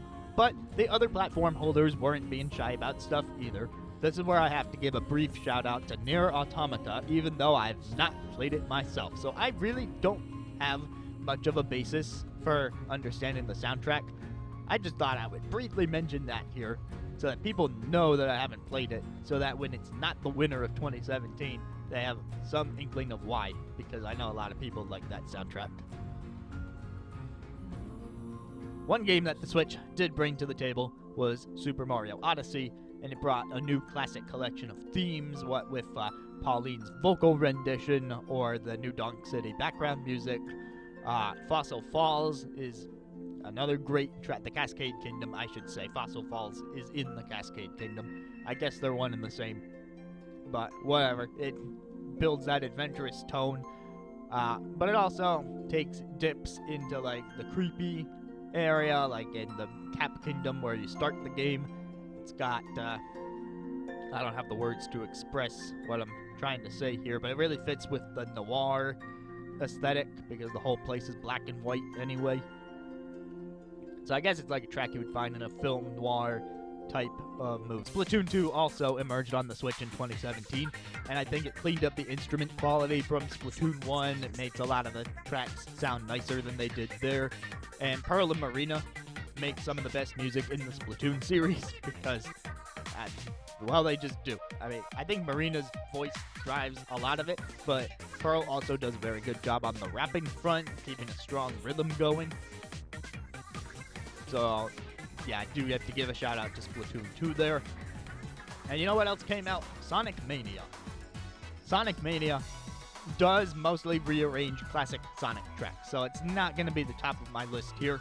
But the new tracks that it does introduce, like Studiopolis and Press Garden, absolutely to die for. Love those. Want to see more of that happening. And I know T-Lopes has had a long and prosperous career since, well deservedly. And one more honorable mention is maybe not everybody's style, but like, you gotta give it to Cuphead for really leaning into its 1930s rubber hose origins. And that extends into the music as well, where everything is like through a high-pass filter, but you've got jazzy horns in there, and it really lends to the freneticness of the battle, where it's a giant bullet hell happening at all times, because the game is hard. It's another one that I still need to play for myself, but I do want to acknowledge the soundtrack. All that said, what happened in 2017? Where is my money going for the soundtrack? It happened right at the very end of the year. Xenoblade came back, and this time I get to give it its second chance at due credit. Xenoblade Chronicles 2 is a much different soundtrack from the first game, and from X even. I would say it's the most synth-heavy of the Xenoblade soundtracks. And like, there's room for debate over which Xenoblade has the best soundtrack, but I actually do think it's 2. Like, I would say it's even better than 1 in some regards. Really, it's the area themes. They, once again, do not miss a beat. Even the first area, Argentum, it gives you that hustle and bustle with all the string instruments, the occasional woodwind thrown in. Araya is a beauteous masterpiece of serenity and grace. And I want to hug the inside of this whale because everything about it is majestic, both visually and auditorially, but we're talking audio here. Got the kingdom of... Wait, that Araya is the kingdom. Tantal has one of the best ice level themes in all of video games. And More Ardain is like the cherry on the area theme sundae. It is the most bombastic Xenoblade area theme, and it is perfect for this wasteland where, like, okay, there's not as much going on, so like, let's really drive it home with the brass on this one. And yeah, it's a more synth-heavy soundtrack in general that really shows in the battle themes, like the unique monster battle theme. But on that note, there are several of those. There are actually several of those depending on the exact situation that you find yourself in. So that is wonderful. I've counted like 4 of them offhand, and each one of them has a slightly different energy, but they all pack a punch. I think one of my favorites is Still Move Forward, or Monster Surprised You, which isn't a great name for a song, but like the song itself is doing a lot of the work there. Another note on the Xenoblade 2 soundtrack is maybe the final boss theme isn't as good as the first game's final boss theme, or even X's, but what I really love about it is the moment where you have this swelling string section. It's building, it's doing that classic thing of stepping up and up and up and up in pitch. And when it reaches that climax, it lets loose with one of the main motifs of the game's soundtrack. This is another motif-heavy soundtrack, and it sounds wonderful, and it's such a release of everything you've been through up to that moment in the game. Yeah, I can't really speak enough good about the soundtrack, and this is actually the first time that there are lyrics to the Xenoblade area themes. It's not all of them, but there are some where they have an a cappella group, and they're not singing a cappella, but like, you can imagine them singing a cappella. I guess let's call them a chorus, since that's what it actually is. but in a couple of the towns, you have a chorus, and they're singing along to the melody of the area theme, but the lyrics help contribute to the narrative of the area, really helps you understand the culture of the place if you listen closely enough. So I would even consider that a bit of an innovation for the series, and why I need to put this soundtrack at the top of 2017. Really steps things up a notch.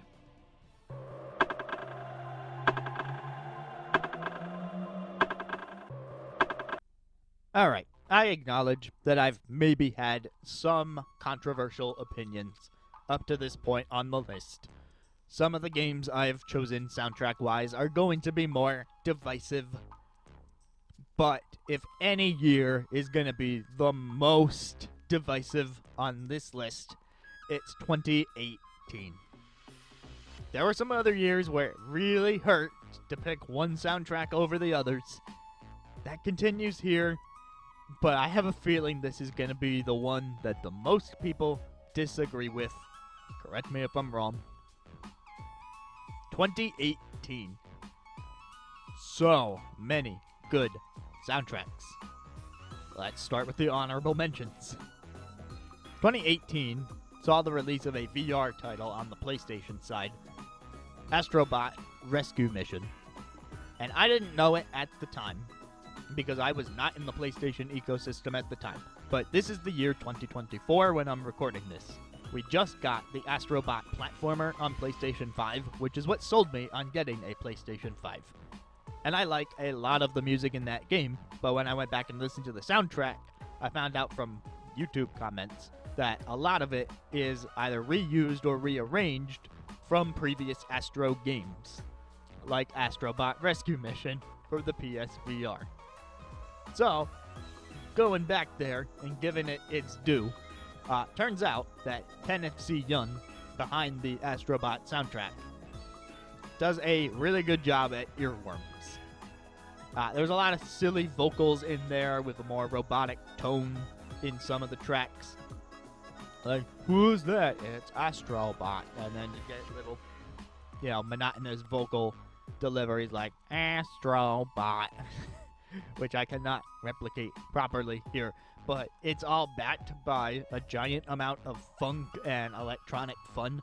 It's the sort of dance music that I'm typically into. That's why it hurts that I can't really give him credit here. One song that I recommend the most is Follow Me Into the Storm. It does get reused in Astro's Playroom and Astrobot, so if you're not going to pick up a PSVR, the original one, then by all means, you can still find this song in existing games, and I do recommend them there.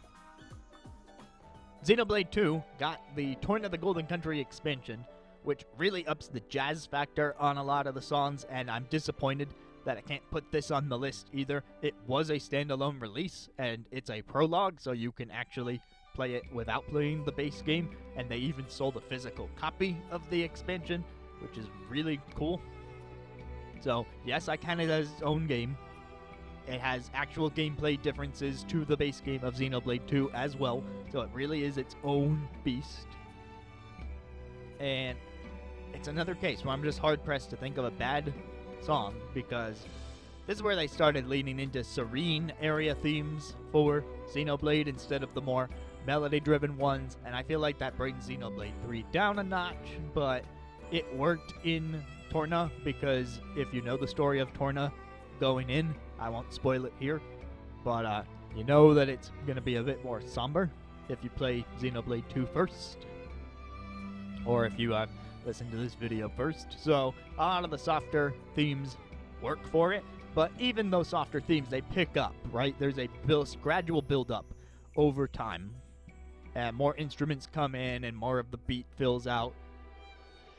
So a lot of themes there are great. The battle theme makes stellar use of piano as a lead instrument, and I'm glad that was a trend that continued into Future Connected and other Xenoblade games. And then there was an indie darling known as Celeste, with a soundtrack by Lena Raine, which is absolutely fantastic. I can name many a song off that track list as well, and how it encompasses the emotional tone, how as you go from screen to screen, the whole thing with Celeste is you are climbing this mountain, one screen at a time, and it's a difficult platforming challenge on each screen, progressively more so as you go throughout the game. But as you move from screen to screen and near the end of the overall level, that soundtrack picks up and picks up and picks up, and it just gives you that extra burst of energy to keep going. But it would also be soft enough that if you want to use it as more ambient background music, you totally could. It strikes a great balance. It is another one that hurts to have as an honorable mention and not a full winner. But even more than that, this is the one that hurts the most.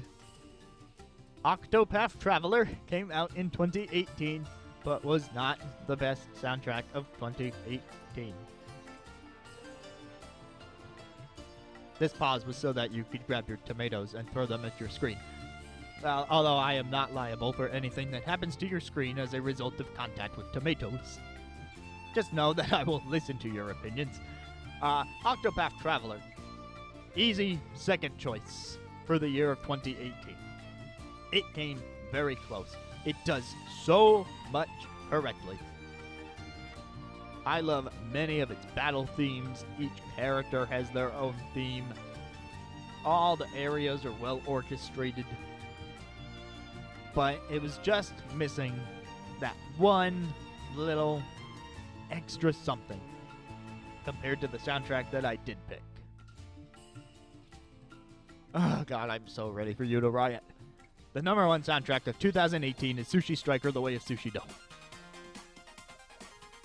Yep, I said Sushi Striker: The Way of Sushi-Do. You know, that one game that everyone forgot about that Nintendo put out on the Switch and 3DS, where you do a sliding puzzle with sushi and toss the plates at your opponent to drain their HP to 0, and there are sushi sprites that you collect that are the embodiment of their sushi, and they're kind of like Pokemon because they can evolve and stuff, and you equip them to get abilities, and you don't care about any of that gameplay stuff, do you? Because you're watching a video about a soundtrack. Every Sushi Striker song is immaculate. I know that might be hard to believe because not a lot of people played the game, but I swear by it. I absolutely love the default battle theme with its mix of instrumentation. I love the character Rio's theme, which has this extra disco flair, and the map theme. As you move your character across the map from area to area, that area's theme will start to kick in. You can transition between them, and there's not a single miss on that whole area theme list. Right, you go to the desert and there's more of a hard rock thing. You go to the tundra, which is also a desert but with snow, and it softens up a bit. It gets all twinkly, as many ice themes are wont to do. And yeah, it's easily a soundtrack that I can just set and forget. I can put it on, it'll move from one song to the next, and I'll be like, hey, another good song. And who could forget the anime opening theme? It's got an anime opening intro and also an anime ending intro, which isn't as good as the opening, but is still really good. Otherwise, I wouldn't be naming this the number one soundtrack of 2018. Man. I know. At this point, if you didn't already think I had weird opinions, that now you think something is fishy, pun intended. But, hey, it's my list. That's the way it is. Go listen to the Sushi Striker soundtrack, the best of 2018.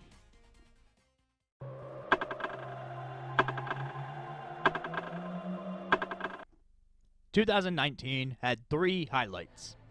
So, first, the couple of honorable mentions. We had Astral Chain from Platinum Games. These are the people behind Bayonetta, and this was a unique new action game on the Switch, which is really underrated. You have this Legion that you work with. It's a creature from another dimension, the astral plane, which you get into if you play the actual game. And, you know, it's a little wild. It'll kind of mangle your face if you let it run free. So it's been pacified, and now you have it on a leash, which is the titular astral chain. But Platinum just delivers on their typical high-quality soundtrack. It's a lot more techno compared to the Bayonetta soundtrack, because we're talking about a sci-fi future here. The home base theme is really, really fun.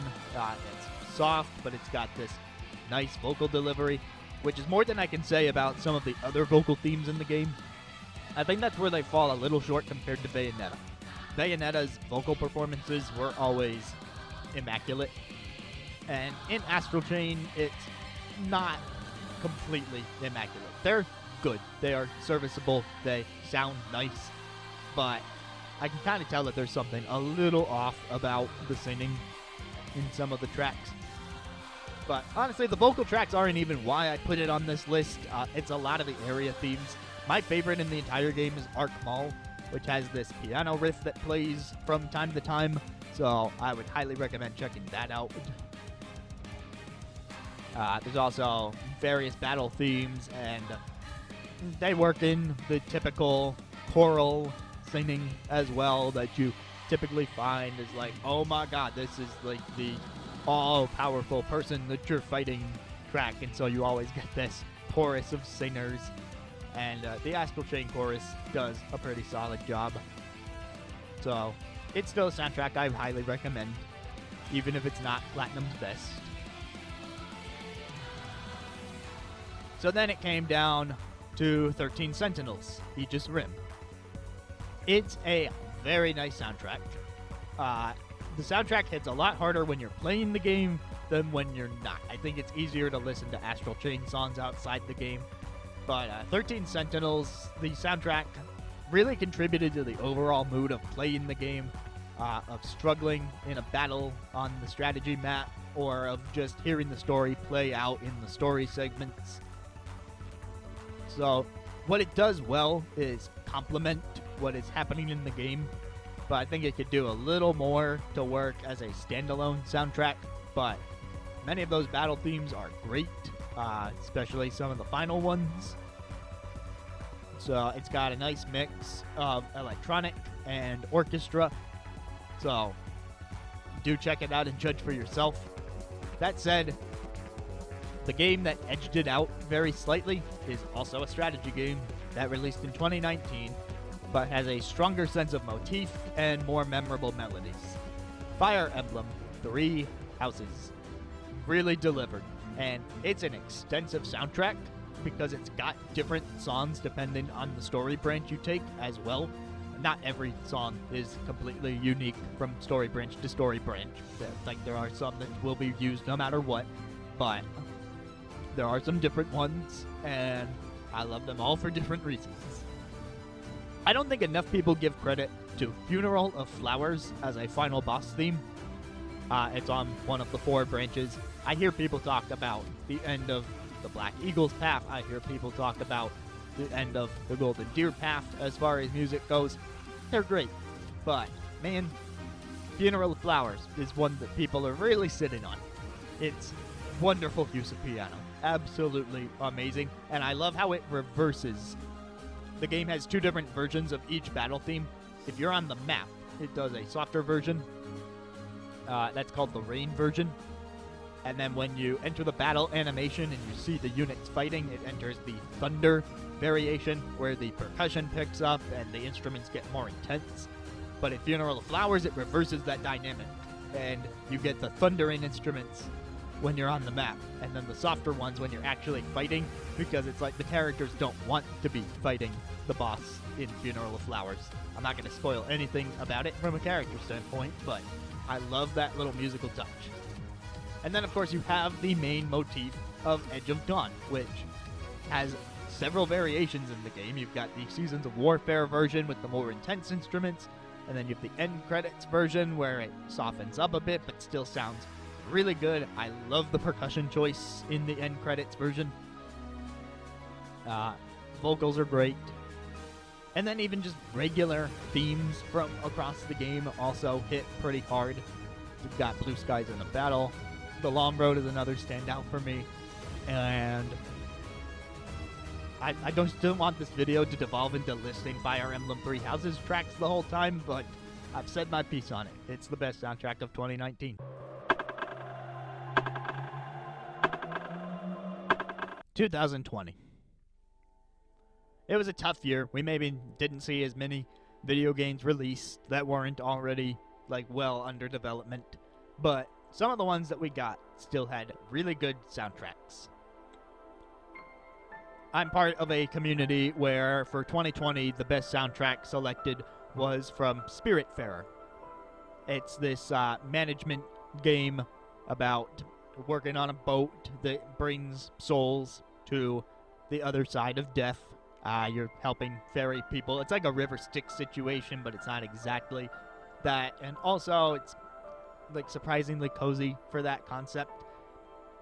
You're just getting to know these people and fulfilling their requests and managing your ship's resources as you go from island to island.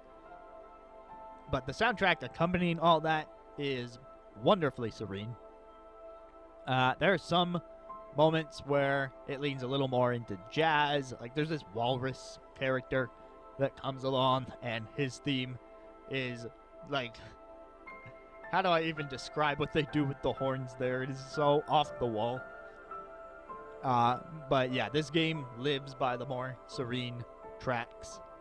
It wasn't my personal favorite of 2020, but then again, my personal favorite of 2020 was very hard to pick because two games had phenomenal soundtracks in 2020. The runner-up ended up being Paper Mario: The Origami King. If you haven't heard it, I recommend this VGM Together video where it is a medley of Origami King songs played by like over 100 instrumentalists and vocalists from across the VGM cover community.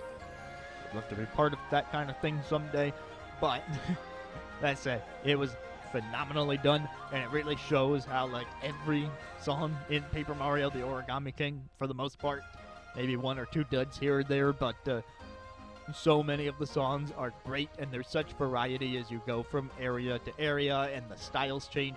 I really love the Autumn Mountain stuff in particular, whereas I feel like the yellow and green streamer areas are a little on the weaker side. In fact, I think the green streamer area and my lack of affinity for those jungle-type instrumentations is what had me lower it to the runner-up spot over the other game, because in most circumstances I would have told you Origami King had the best soundtrack of that year. And during that year, that is absolutely what I was saying, but it was because I had not yet played the other game that came out in 2020 with an even better soundtrack. Edging it out slightly, 2020 goes to Persona 5 Strikers. It's the best Persona soundtrack of all the Persona soundtracks. And yeah, I like Persona 4's soundtrack. I like Persona 3's, even if it wasn't the best of its year. I like Persona 5's. The trend continues, but Strikers is above all of them, in my opinion. And I think it's that extra boost that the Koei Tecmo music team provides. For those who don't know, Persona 5 Strikers is a sequel game, story-wise, to Persona 5, but it plays more like a Musou Warriors game. And that's where Koei Tecmo came in. They helped develop the combat for the game, but their sound team also contributed rearrangements of Persona 5 music, as well as new original themes to go with their signature style for battling the hordes of enemies. I can only think of one song on the entire soundtrack I don't like, and it's a very short song that plays in one cinematic throughout the entire game, and then it's over. And it's not even, like, that bad. It gets the tone across. It's just not one I want to listen to. But literally every other song is amazing. Sophia's shop theme, amazing. The battle themes, amazing. Every single dungeon theme, iconic. All the city themes. The city themes are extra, like, out of this world. I think the second city theme is my favorite, but you really can't go wrong with any of them. And yeah, like, it's one of the best soundtracks on this entire list, and it came in the year of 2020. Who would have thought?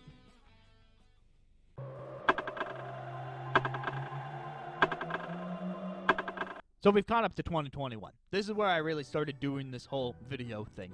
From 2021 onwards, I have content that covers like the best games, the best soundtracks of these respective years. So I've already voiced these opinions on the channel before, so they're a little more firmly in place than the opinions of the other years that I researched for this video. So if you've seen my other stuff, you may already know some of these final few outcomes. But here we go for anyone who hasn't or just wants to finish the journey down memory lane. 2021 Revo came back for Bravely Default 2 and made another solid soundtrack. Some of the area themes, I think, are greatly improved, but some of the battle themes maybe not as good as the original game. So, like, it ultimately felt like a little bit of a step back listening to that soundtrack, but the signature Revo flair is still there, and I think it's much better that they got them back for Bravely 2 after what happened with Bravely 2nd. So, still a noteworthy soundtrack. Also, I have been talking about this throughout this video, how the Ace Attorney soundtrack would slowly get better, and the orchestra would really come into its own for Great Ace Attorney. And this is when the US saw the release of Great Ace Attorney Chronicles. I suppose you should retroactively go back and assign this to whatever year they came out in Japan as honorable mentions. But this is when I really started thinking about how good the orchestral stuff in Ace Attorney could be. Absolutely, some of the best themes go to Ryunosuke or Kazuma, as opposed to their modern counterparts in Phoenix and Apollo. Bowser's Fury was a short game that delivered a very stunning soundtrack that's got that signature Mario flair. Again, it's not as extensive a soundtrack, but running around the shores area, there's a few standouts in there. And then there was Psychonauts 2, which is a game that really took me by surprise. It was almost best game of 2021 for me. But soundtrack-wise, it was definitely up there. I really like the quarry theme, the theme that plays when you're in the forest, and all the music that accompanies the levels does something to lend to the tone. But it's more on the cinematic side, maybe a little less of a casual listen. And then I have to retroactively go back and say that Shin Megami Tensei 5 had a really good soundtrack. I had not properly played it in 2021. That was a more recent development as of the time of this video. But now that I have played it, some of the battle themes are like just really good. Problem is, for my personal taste, a lot of the area themes with like this whole wasteland aesthetic they've got going on are a bit more ambient. They don't come to mind as easily, but there is some stuff in Shin Megami Tensei 5 absolutely worth listening to. That said, back in 2021's video where I talked about best soundtrack, it went to Cyber Shadow, and I'm sticking by that statement. Cyber Shadow was kind of like Shovel Knight in a way, where it brings back the classic gameplay, the classic instrumentation of soundtracks, but it's got that modern polish, and I feel like melodically speaking, it had the most drive. And something to bear in mind is that this is just from listening to the soundtrack on its own, because while I tried to play Cyber Shadow, I was not good at it in the slightest. I never made it past the first level. Never beat the first level. But I knew that there was a good composer behind the soundtrack who had that experience with Shovel Knight, Jake Kaufman. So I knew I had to go and listen to the whole thing, and it was very much worth it. I think it steps it up even more than the Shovel Knight series did. So, best soundtrack of 2021, here's to you, Cyber Shadow.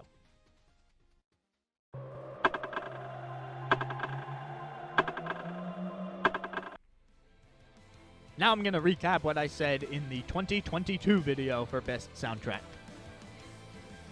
Fire Emblem Warriors 3 Hopes has some wonderful Koei Tecmo rearrangements of the Three Houses soundtrack. Teenage Mutant Ninja Turtles Shredder's Revenge has T-Lopes and many others, including the Wu-Tang Clan, contributing high-energy soundtracks to go with your beat-em-up experience. Something I did not actually say in the 2022 video, this is a small amendment. The Pokemon Gen 9 music is much better than I initially gave it credit for. It's still not my top soundtrack of 2022, but after giving it some more time on the Nintendo Music app, I am coming around a lot more, and I do like the dynamic area to battle themes that happen with the provinces. How, one version is just the roaming area theme, but then it switches to battle mode when you get into it.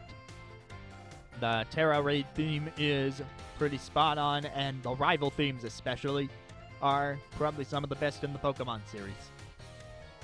Stray had a surprisingly good lo-fi soundtrack when it's not usually in my wheelhouse. Xenoblade 3 is a Xenoblade game, but because it took a step back and became more ambient, it started to fit less within my personal tastes. And Triangle Strategy had a very nice soundtrack, led by Akira Senju, the same person behind Full Metal Alchemist Brotherhood's soundtrack. It had a lot of bravado, a lot of changing instrumentation to fit the environment, like how you had these more metallic instruments for the cave sections of the game, because if you were to play an instrument in a cave, it would reverberate off the walls and give that same sort of echoey feel. So I think a lot of proper attention to detail was done there, and a lot of battle themes just bring high energy. But what I ultimately chose and am sticking with for 2022 was Sonic Frontiers.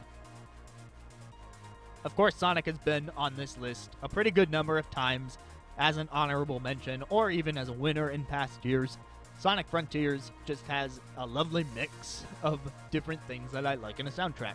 If you are looking for the more ambient background music stuff, then you want the themes of the various islands where you're running around.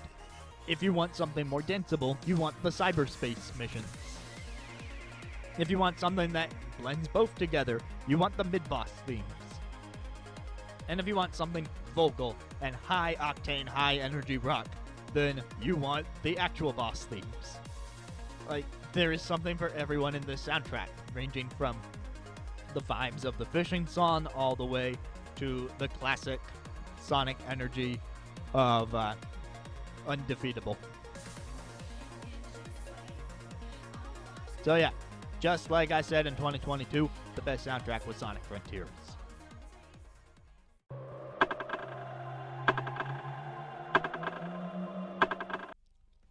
Finally, 2023. This was just last year, so these soundtracks are more fresh in my mind. I did want to give some credit to Hi-Fi Rush. It is a licensed soundtrack, but it does have original versions of all those songs for a streamer-friendly experience. Yeah, if you are into the rock scene at all, you should check out Hi-Fi Rush's soundtrack.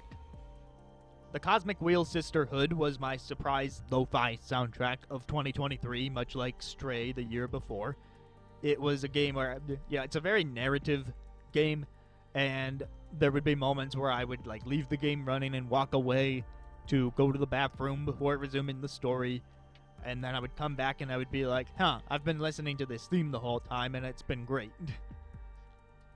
So there's a few standout tracks in there as well. The composer is Fingerspit, and they add these guitar riffs in some of the later tracks or the more emotionally heavy story tracks that really do bring that sense of rock into it from time to time as well, even if most of the soundtrack is more background ambience. And the close runner-up in 2023 was Sea of Stars. Sea of Stars had my number one song of 2023 with the boss theme, and many of the area themes and the regular battle theme were also very high energy, classic sounding. I like how limited instrument channels were used to give that sense of playing a classic RPG on an older system where there wasn't enough memory for instruments, but that concessions were made as needed to have that modern polish. I think the percussion in Sea of Stars is truly phenomenal example of percussion in video game music, so all the props to Rainbow Dragon Eyes for that one. But I'm sorry, 2023 is where Octopath Traveler got its revenge, and I am properly giving it credit as the best soundtrack of 2023. That is Octopath Traveler 2, not the original game. Octopath Traveler 2 gave the Octopath Traveler soundtrack that little something that I felt it was missing the first time around. One such thing was character-specific boss themes. And like, they follow a structure where the character theme is incorporated into the final boss theme.